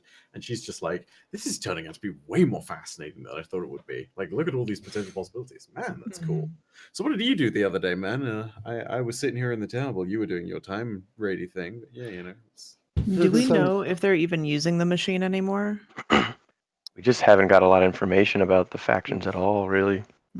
I mean, I would guess that they are. I don't know. Yeah. Like they're a cult, so They're doing Right, I culty can't- things. I can't imagine she was given a ghost for something she signed off for, had no recollection of, and didn't immediately start investigating, what was going on. yeah.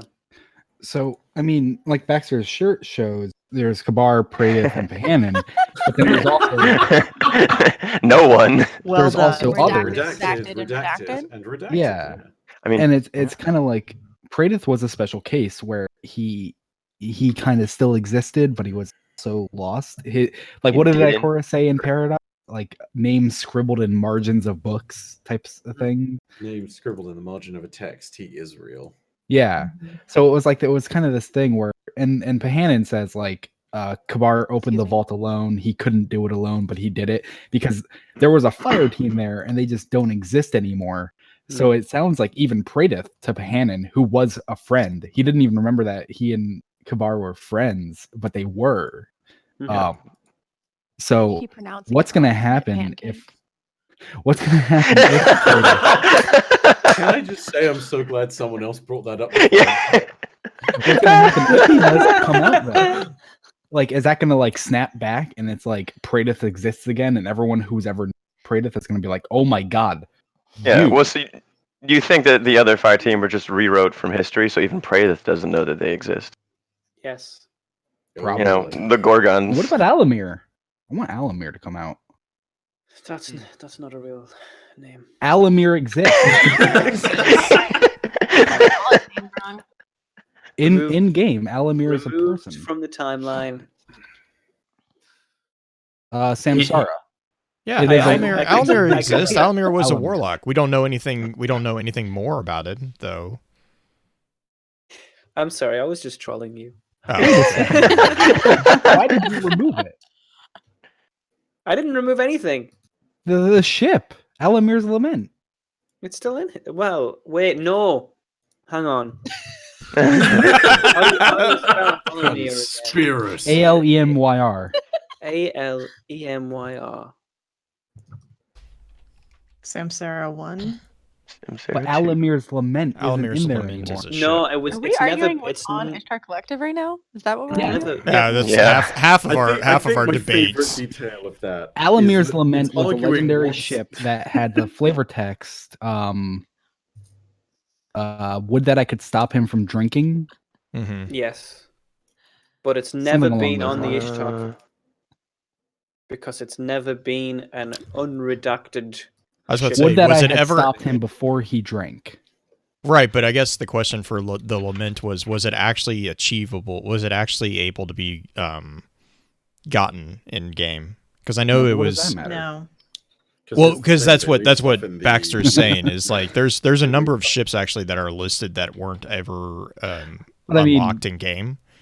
His letters from the wild. There's that letters from the wild that talks about Cade getting a reset because he learned something that he wasn't supposed to know. That never made it into the game. Yeah. All I'm saying is I remember Alamir's Lament being on Ishtar and it's no longer on Ishtar. I don't think it ever has been on Ishtar. I remember. It's just All like right, maybe it was. Again, I love the website detail that do- you're arguing about what's on Ishtar with Baxter, aka Mr. Ishtar. Oh, that's a nice name. That's kind of amazing. My dad works at Ishtar. Be careful, they're recruiting for that infamous clan. My name is Ishtar. Or my dad is Ishtar, rather. Just, We want to move on to the next question because this will probably be yeah, our we said we were going to 15 minutes ago. Yes. What question are we on? We were on the same one as when you left. Yeah. We didn't want to move on without you. Of course. So, the next question is from Puliping. I'm guessing that's a verb. I'm not sure. Has light. Hello? Wait, we didn't do Dev Hollow. Oh no! We're going in I order. missed it. Oh, I'm sorry. No, the next one is not. Oh, thank you. No skipping. Sorry. So the next one is from Dev Hollow. Why are there so many similarities between the darkness and Aham, such as giving hallucinations and even the same syntax, or something mine. The anomaly was known to give hallucinations, same with the Black Garden, and even the pyramid shifts caused Callus to have visions to speak in the syntax of.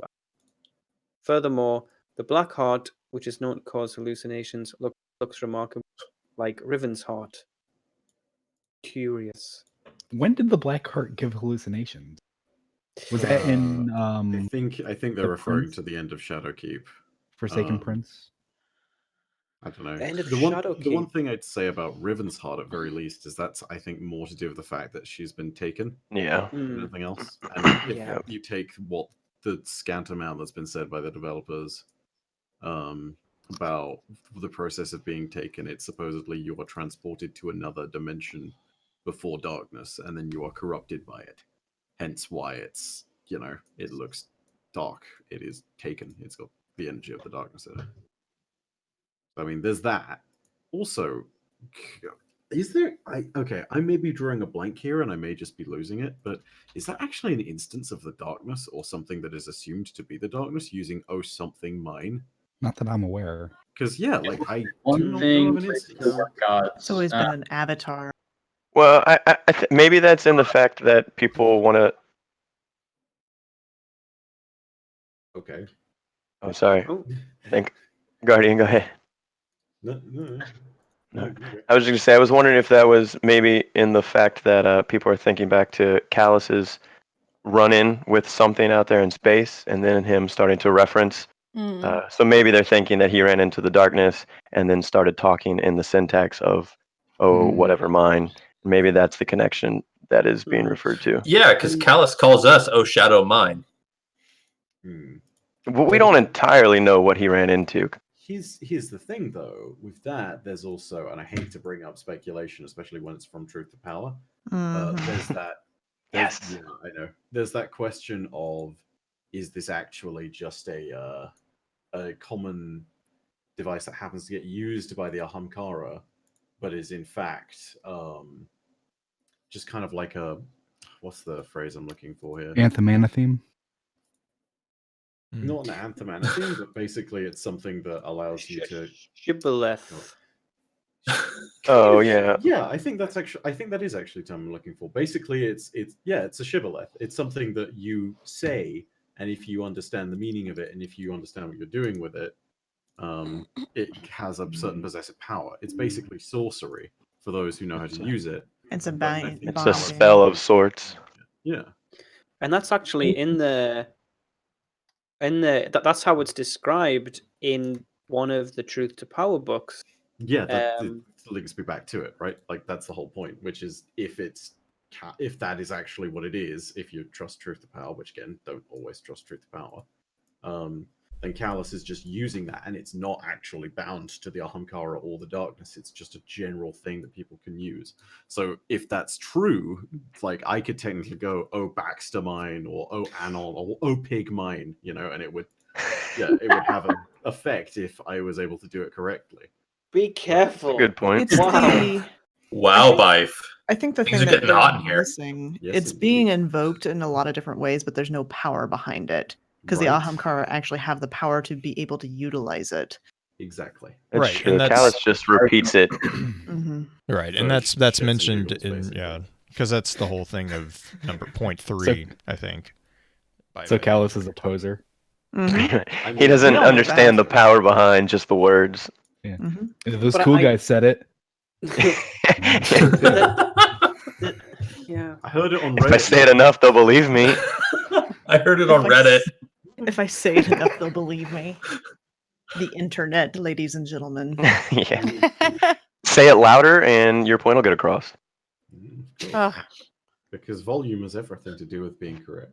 Right? Correct. My main argument for like there being a connection between all of them is because narratively, life, that stuff happens. You get coincidences, like normal, like we just all kind of circle around the same thing. Narratively, you have to think about everything you're writing. Multiple like groups saying the same thing. Narratively, you're making a choice to connect those, which usually means that they are connected. All right, and worm gods have been theorized to kind of like fall on the same level. Zol talks about you will drift in the deep, the darkness. So there's an darkness, but he met a worm god that he thought was the darkness. Yeah. Or even if, oh, go ahead. No, you go. I talked a whole bunch. I was just going to state, well, if we're going back to the thought that those are just words of power, then some of the ties between, say, the worm gods and the Ahamkara, it doesn't necessarily link them together as like a same species, just the fact that they both understand the power behind those words. And then what that does is it actually, separates a lot of these entities as not necessarily being the same, but just having the same understanding. And then that goes back to, where do they get this original power from? Yeah.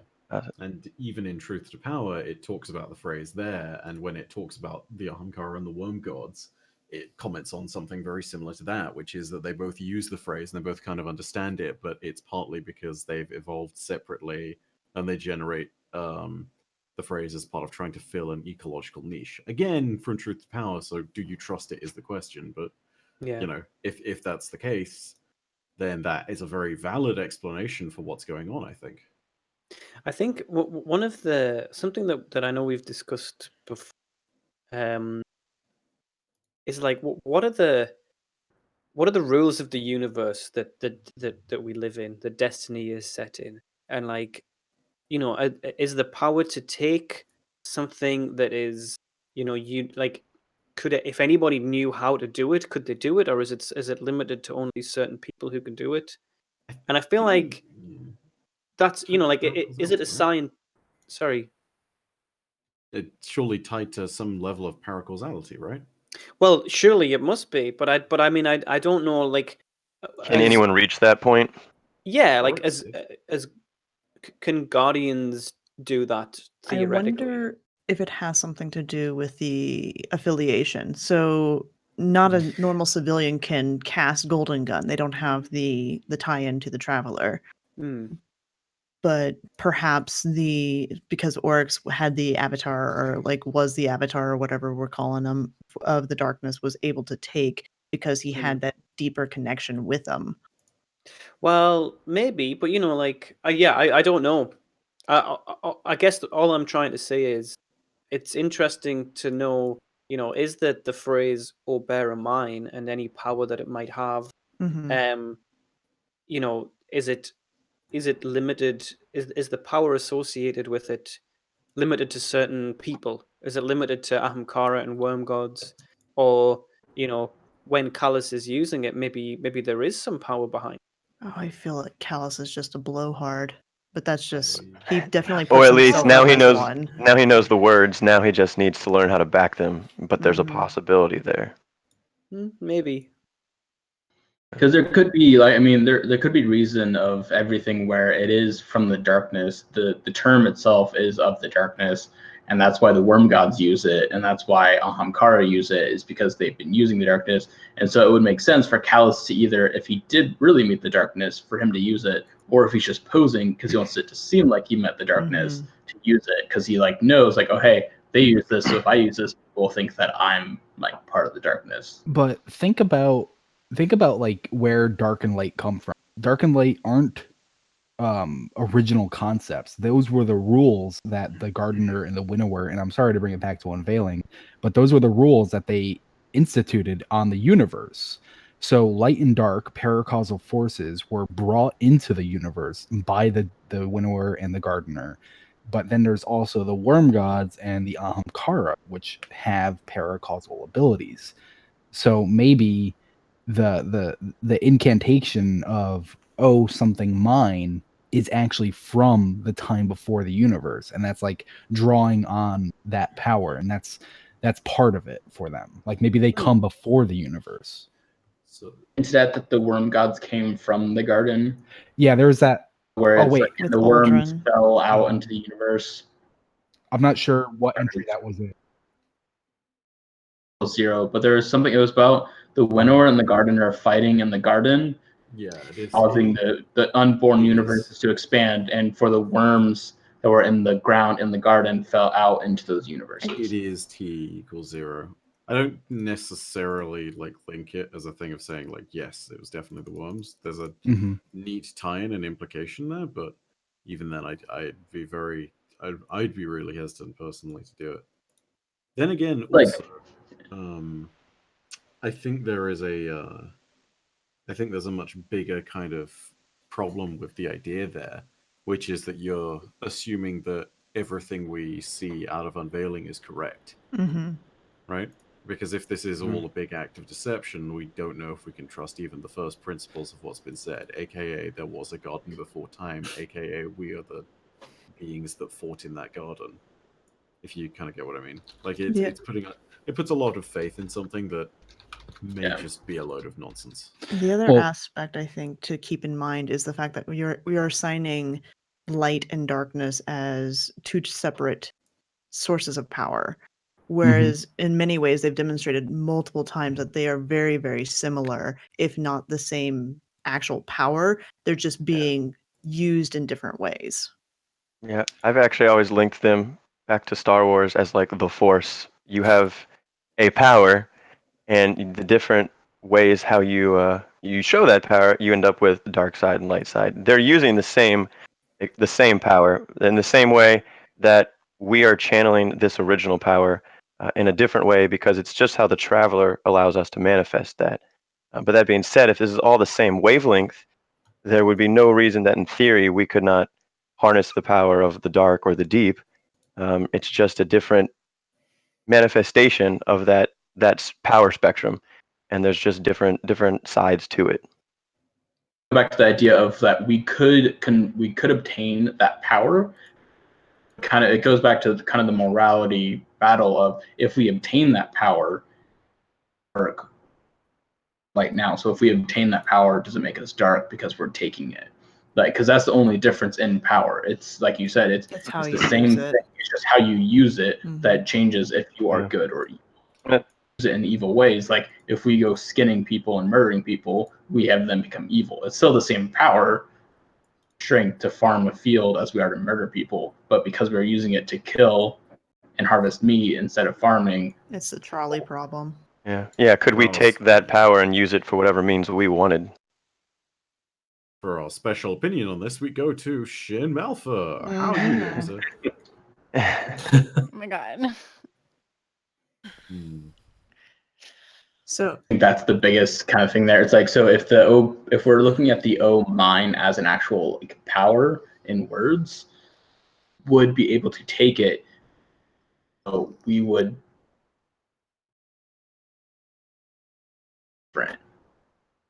is to use that power. Gods in the Hive, they are using the same power we do, but they're using it in a dark way that makes them. Would that be the power that makes them evil, or just their application of it? And if we go, because we go back to the original, the order versus chaos, are we able to have both powers, and we can kind of decide how we use them? As was mentioned, Shin, his shadows they're kind of riding that gray. We're kind of sliding towards the point where we are using both powers, but for a different means. They ride the gray in the terms of they use a construct of a dark power, whereas I would assume what Guardian's saying to invoke the O blank mine, it would be to use the actual power itself. Like Guardians are conductors. We conduct solar energy, arc energy, void energy, whereas we would conduct a new energy. Right? Yeah. What do we think was harnessed by the shadows that got taken out by Shin, though? Do we think that were they on a path of kind of swapping sides, if you will, or would they be able to kind of have that power of the darkness if they went far enough? Could you get what was dredging Yor down? How far did he go? That's what I mean. I don't think he did. I don't think he went anywhere new. He just did light powers in bad ways. Okay, got it. Yeah, we do. I would have to say that, because chat, we're talking about that in chat right now. We're also talking about the ability of take and stuff like that. But I'm gonna have to say I think the question of, and this is I'm probably reiterating what all you are saying, it's not the energy, because energy is energy. It's that's just it. It's energy. It's how you use it. It's what you use it for that determines whether or not it's quote unquote good or evil. And it's also the perception of what it's being used on. I mean, like Guardian was given the example of, killing. There's a lot of arguably just wars that have taken place, and it's like, who's to say, that was evil? Who's to say that it wasn't? I'm not going to weigh in on either side, but the often case is victor writes the history. So of course the victor is always on the side of the good. We kind of talked about this in one of the episodes that we just did with Focus Fire. It's whenever you have armies that fight each other, it's very rare to see an army that's like, yes, we're evil. No, it's always going to be, we're the good guys, they're the bad guys, and the opposite is true on the other side. We're the good guys, they're the bad guys. Like, it doesn't matter what side of the conflict you're on. That's going to be what you're told, because that is the prerogative of those different armies, and that's how you get the general population to support them. Is we are doing this for you, and they did a really good job with Gaul in the vanilla D2 of that, because they presented Gaul as a hero to the Cabal. To him, he was a hero in his own story. To us, he was the villain. But to the Cabal, he was the hero. He was the one that was going out and capturing the Traveler to bring that power into their empire. And, and that just happened to mean that he was taking that power away from us, which, was a problem. Bit of a move. But which I think the application of anything that would be binding somebody against their own will would be, I think, considered not necessarily evil, but detrimental to any. But would it? Is imprisoning a criminal a detriment or a benefit? So orcs depends on what side you are of that argument. But that's my point. It's relative. Yeah, it's relative. But again, I think that also goes back to the same thing we talked about with the gardener and the widower. Yes. It's all about your morality and your perspective, because, like I said, I think you can't look at one action and judge a person. No, it's the same that you were talking about, the energy and everything. Mm-hmm. It's how you use it. And it's not like, the first action you do with it, you've decided you're light or dark. And that's where I do think kind of like Star Wars has that very definitive line, like you are one or the other. And I think that's where Destiny differs, because they're now opening up other options. Yeah. I mean, and to travel, and Wicked is saying a fair point too, is because technically Green, talking about entrapping, that's what the Traveler did to us. Yeah. I mean, only kind of, sort of. No, I mean, the Traveler did go live his own life. Well, he was still talks about how he was bound. He wants to be rid of. I mean, he's still bound by the Samsara of the Traveler. The ghost is still there. Now, you see Toland. You see Toland. Toland's the only one Eris. who succeeded. I mean, technically, Eris has succeeded. It just wasn't necessarily not purposeful on her intent, but they're still bound to this concept of the Samsara, this loop of life and death. And to be fair, also, we don't know that the Drifter, I mean, to really throw a wrench in it, we don't know that the Drifter is actually acting against an intent, because none of the Guardians or none of the Risen Lightbearers, whatever you want to call them, none of them remember their first life. So they only know, and I mean, it depends on how far down the rabbit hole you want to go, but if they're rewriting the neural pathways to that extent, because when you come back as a Guardian, you're still able to speak, you're still able to move, you're still able to do basic functions, but you're not able to remember certain things. There's a large debate on what neurological damage has been done in that component that allows you to do those functionalities. And you still have muscle memory of certain things. You still have a personality, because that's how you determine your classification. Because the classification for a Titan, Warlock, and Hunter is bad. Well, no, right. But that's my point. Is like it's there's still shadows of something, but is that the shadow of what the host was, or is that something else that has been inserted into the host? and is But being that's the bound whole to thing it. that happens with Oryx, and that goes back to the idea that the concept of the power that Oryx use is really not so different in many Oh, ways yeah. than what the Oh, Traveler yeah. used. 100% You know, agree. going off of what you're saying there, Blue, then, if Guardians were risen, if we're going off of if we're not being rewrit, would we come back as Dark Guardians per se? Or, the fact that we say all Guardians having kind of a same goal, or at least we're bound in the same way, it would be almost as if the Traveler has chosen us and we have to follow that aspect. Because otherwise, if it was just a power bringing us back, why wouldn't we have some Dark Guardians that followed the deep or the darkness aspect of that because they've been that called. energy? Yeah, exactly. But I mean, that being the said, warlords.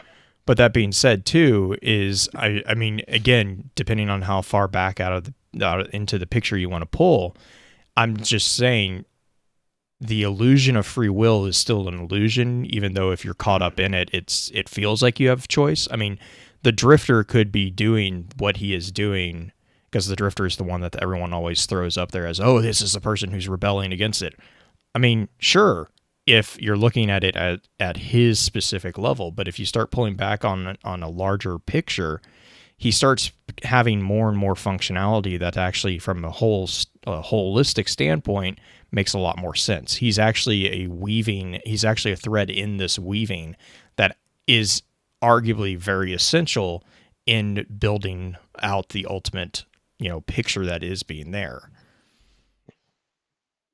Then we get into predestination as Guardians. Yeah. No, I mean, it's and that's what I'm saying is how far down the rabbit hole do you want to go? Because, How much but of that's the where rule you want to follow. If we're following back Right. into the unveiling, Right. it's we are the planting of the flowers. We are each flower being planted. Yeah. Yeah, and then there's also the pod where Ghost makes the comment about having a conversation with a Guardian prior to right now. a conversation prior to them coming back, and the individual refusing. So then you also have that. On the topic of like having the choice, though, like you can be a Guardian, etc. With the Kentart 3, there's this description of 3 of them all going into the garden and all finding the power. And then with, I think it was Divinity, when that lore tab was released, it was learned that 2 of them were fighting one of them. So it seems like all 3 of them got the power, and 2 of them might have been like, we got this power, the Traveler left us for dead, we need to be with the Winnower. Right. And the other one's like, no, we got this power, but we're still with the Traveler. And that was also the one that was because the one who actually was part of the Crypticon told I think it was the Titan, you're going to carry it because I don't trust myself. Ooh, it's the Hunter. It's the Hunter. Or the Hunter. Okay, yeah. But basically the one who was told by the Sybil to go to the Black Garden to get the power said, I don't want to touch. Basically, it sounded like, I don't want to touch it. You're going to carry it because you're the stronger one. You're a stronger person. And that was I took it as that was the one that was fighting against the other 2. Yeah, like they all got it, and he was right. Like, I shouldn't have touched it. Now I'm the bad guy. Pretty much, yeah. Bang, bang. That was an bang, interesting bang, entry to... Fair. But yeah, should we move on to another question, or? Well, I can't. I think I should probably leave soon. Start to wrap figured. Yeah, we should probably start to wrap up. You're indeed correct. Yeah. Yeah. But we got through. It's a good mark. That's why 3 hours is good. On another one. Damn. Well, Baxter, I'm terribly sorry that we're only getting it down to about 89 questions this time, but we're gonna get there eventually. Hey, at least it went down this time. It didn't go back up at the end. I think this has gone really well. You think we're gonna get Kentart 3 this week? I think we will. I hope we do. Oh, if we see Kentart 3 this week, that's going to be amazing. I'm excited to see what will. Yeah. I personally think we're going to see Saint 14 come out of that portal. I think we are going to either see him come out of the portal, or we're going to go into the portal and be about to kill the Undying Mind, and then he's going to come along, steal the kill, and be like, Oh, Just headbutt everything. dude! Oh, If that'd be Saint 14 awesome. flies by and shoulder charges or knees the Undying No, Mind, that's he's gonna lose it. Veltarlo does the death from above. I don't know Best what's gonna day come ever. forward, but I know it's not going to be what Ikora has planned. Yeah. Well, because Agree like with that. in one of the videos that they had early on, where they were talking about how they want to move to a living story, with each season. For next season, they were talking about fix the timeline. Yeah. What better way than to bring Saint 14 to modern time? right. And Definitely we think it's still have Vex the related. we still have the Back to Yeah. the Future reference with the shotgun. Oh no. Yep. Yeah, Yep. I think- yeah. I Green would think Green's head is just It's a causal loop. I hate. Saint I 14 is not hate- coming out. Either one of two things are going to Perfect. happen. Either the Vex are going to be pissed at us that we beat them. They're going to reverse time, or they're going to not reverse time, stop time, or it's going to break time. The gate is literally going to break time. That's what I'm saying. Whatever happens, it's going to be a giant CF, and once again, our Guardian's going to have to clean it up. We turn on that gate and time rewrites itself. Yeah. You Time is turn gonna on the gate, stop. The Vex We're get gonna use mad, Rasputin and to then they fix go it. after your grandfather to kill you before you've even been born. oh god. You And want to so talk you about send causal back another dilemmas? Vex, which you've captured, so that you can fight that other Vex construct that's been sent back. I always hope that After all, that Vex Skynet comes online, and I mean it's a mess anyway, and you unintentionally Oh my start God. the causa events. I bet I. But I then bet you I have to got- become your own grandfather, and then I bet we go through and we end up flying over this landscape type thing. And then all of a sudden you hear a voice. Whether we wanted it or not, we stepped into a war with the Cabal on Mars. So let's take out their command one by one. I had kind of hoped that the fix the timeline was we go through the portal and someone hands us a piece of paper from Bungie with the actual timeline of Destiny. So There's we have not dates gonna and be things. that. That's what I was hoping. Fix the timeline. no. I was like, Bungie's gonna God, finally no. give us an actual timeline. No. Dude, Is that what that means? Oh, God, it'd be no. such a You know how tragedy. difficult it Won't would be to happen. no. They're fixing it finally. Do we know how difficult it would be? In chat, like Sean. to- Well, Parker there's been says they hand attempts. over the Google I Doc. can't think of any attempts that anyone Oh my has Yeah, God. Sean knows what the Google Doc that Bungie has. made. Hmm. Oh man. I do hope. I mean, I know that there is a thing, but I would much. I would much rather see top of my list would be any of the Ishtar Collective. Thanks, Anon. Wow. Second on my list would be the Exo Stranger, and third on my list would be Praedyth. Praedyth and the Exo Stranger, and they're like, Could except you it's imagine not the how Exo Stranger. confused... It's just the Maya Sundaresh Yeah, Exo body, and we're Yeah. like Exo Stranger, and she's like Maya Sundaresh. Could you imagine how absolutely confused the Ishtar Collective team would be coming out Oh of there my God, never right? having seen Guardians? I mean, they met Well, Praedyth, they have Praedyth. Praedyth doesn't have a ghost. but he Yeah? You explained. could to tell them about it at least. Yeah. yeah. It was like we're flying, and I lightning. They just Maybe walk we're walking up into to a dinner party between Praedyth and Yes. the Ishtar Collective. They Or walk maybe out the and see maybe the the Ishtar An Collective. and it's like, RSVP. We don't have oh. food for you. Maybe the Ishtar. It's okay. They're simulations, so they're decent. They don't need to eat. There's plenty. But maybe they Rufio, would, like, come Rufio. through. Maybe they would come through and we'd be like, "Yeah, you must be pretty overwhelmed by all I'm of glad these the Guardian Guardians got and the things." reference on that one. I got it too. And no, I got. Oh, the I got reference, it. And maybe they come through and they're like, "Oh, you must be pretty overwhelmed by all of these Guardians." They just be I like, was thinking "Nah, holographic meatloaf. nah, from we've Sean. seen some pretty insane stuff. This is quite mild, Quite actually. tame. This is pretty boring." And then a If you've Guardian seen goes stuff- flying off the tower. Dwayne joins them. Hmm. Imagine the reaction to a Guardian jumping off the tower. We had this conversation. We had this conversation. We've been working so hard, and you're just killing yourself. Oh my god, they just jumped over. Every raid. So here's the thing: the tower workers, they don't react at all when we jump over the edge. According to the Val lore tab, Jack's releasing doves was enough to give at least a few of them a near heart attack. Well, the funny thing is that what was it that She-Bear was saying is there's actually a line on the PA system that it's like, oh, jumper confirmed to be Guardian, resume work. It's like, oh my god, like that is a Guardian. It's like, can you imagine the psychological yo-yoing that goes on with this place? It's like someone jumped, yeah, we got a jumper. Okay, wait 5 minutes, we gotta confirm. Oh no, that was an actual person. Oh no, it was a Guardian. I was like, oh my god, yeah. What do you think they do with all the bodies? Oh. But surely, I don't know, like ghosts. Sorry, Solve world hunger. That's what you do with it. Oh no! But used humanity. When you die, and Miss Hyven's just like, I'm done, I'm leaving. I want a thigh. When you die in like a mission or whatever, like in a patrol, your body doesn't hang around afterwards. Yes, it does. Disappears. I always go back to my body. It does. Well, it doesn't. For a little bit.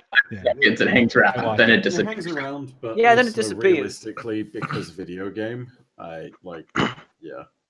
Having said that'd be a that, great way to learn how. She came back with more. We have this, because They in disintegrate. The Saimota Ghost, it talks about how she brought Saimota. Yeah, Yuka talks about how she brought Saimota back 43 times, but on the 44th, Omnigul's worm rot set in, and it wasn't possible for her to bring her back anymore. So the body is somewhat persistent. Yeah. Chad just made the point for Anon. What do you think holds up the wall? Oh, yeah, it's just like Attack on Titan. Oh my god, it's Attack on in there. It is Titans. Oh my god, literally actually You're right. We get teleported into the wall upon death, and a new clone comes back. gosh. This took a very dark turn. You know, it would be really weird. Following logic, though, it would be really weird if the bodies just like disintegrated because like they're like fallen and stuff. Who are like, haha, I've claimed this Guardian's head. Oh, wicked in chat. But only if the ghost resurrects them. Well, obviously the ghost is going to resurrect them. Can you imagine that? You turn around momentarily, you've just put the skull on the spike, and then you turn back to it, and then suddenly the hunter that you just killed and claimed the skull from is holding it out in one hand and saying, "Ah, lass, I knew him well." Oh gosh! And it's just like, oh, you well done. You done goofed. Well, now, see, what if it's a load-bearing skull? That's how they collapse the city. It's the skull fort. Is it an African or European? I have a whole other name for that. And is the coconut strung out between the two of them? But no, like then it starts bringing into question, like, what about the Crucible? With all the dead bodies. Are there just That's what bodies laying Sweeperbot is everywhere? for. Sweeperbot sweeps up the bodies after each match. Oh. I feel like it's all just, I feel like this kind of stuff can be more hand waved for the sake of convenience to be. Game mechanics. There is that point at which you just sit there and you have to say because video game, right? Yeah. Well, I mean, if J.K. Rowling's going to retcon that wizards teleport the poop straight from their body. It wasn't straight from their bodies. It was after. It was after. Okay. I mean, really, she retcons like, so much. Now we're getting into how do Guardians use the bathroom. But they can use the bathroom. Whenever their bowels are full, they just throw themselves off a building. Yeah, that makes. They always res you with full bowels. No. Oh god. Oh man. If you were rezzed with full bowels, you will always full bowels. Oh, that is kind of confirmed because Drifter, when he gets revived, doesn't he say he's still starving? He's still hungry. A full reset would be easier. That means you come back as you were. So if you had a full bow, you would come back with a full bow. This Well, is gonna be like insult to injury to the Chat people just down said below, poop though. lore is good lore. No. Chat's also the one. True. Wicked in chat's the one that said the wall is built literally on the back of Titans.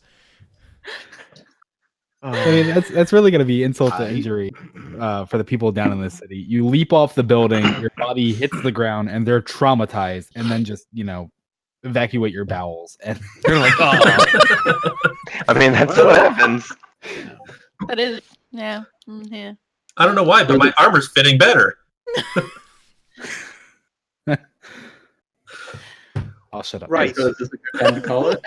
Anyways, this Zulu, has been fun. Zulu just said, This I is a advertised great this time to stream wrap to up." my entire server, and now we're talking about poop. Ha ha! Scientific way. This is how you know we've peaked. Yeah, what was, what was That's the how we know we're question again? done. I think the question was, are we ready to end? Yeah. Yeah. Well, as we read in Unveiling, Cool. So we're gonna wipe then. yeah. I think so. I think so. Yeah. Nice, Anon. Oh, No, it was always good. That was right. good.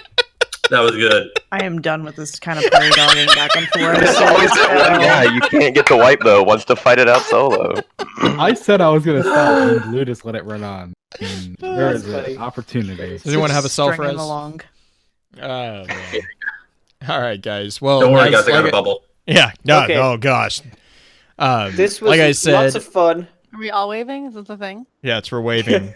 Like For I the said, I'm gonna audio post. podcast. For the audio. I'm gonna put everyone's links up on thelorenetwork.com, so be sure to check that out when we get that up there. And then I'm sure Bife, Loose Cannon, and I don't know what Baxter's now he's infected green. They're all doing the wave. I don't know what they're doing. It's a viral thought. It's a oh god. Listen, Pass it on. Imbaru. Listen, Imbaru. But yeah, so we'll get all that information out to everyone. But thank you as always for tuning in, and we will see you guys in 3 months, I guess. Woo! So Yeah. Should we do these Bye. later in the season? Yeah, I figure we do them once a quarter. Well, I mean, because Oh, It like feels right like we should've right before waited the new until, season like, starts. well, I mean, Or another couple we weeks. had this just When there's- before the Undying when there's- Mind happened, yeah. like the big finale of the downtime. season. Yeah, we can. Yeah. I mean, True. it just also depends on how their schedule syncs with everyone else's schedule. Yeah. That's true. Yeah. More next time. But yep. So everybody just Bye. clear your schedules now. Yeah. Jeez. Okay. I'll try. Baxter.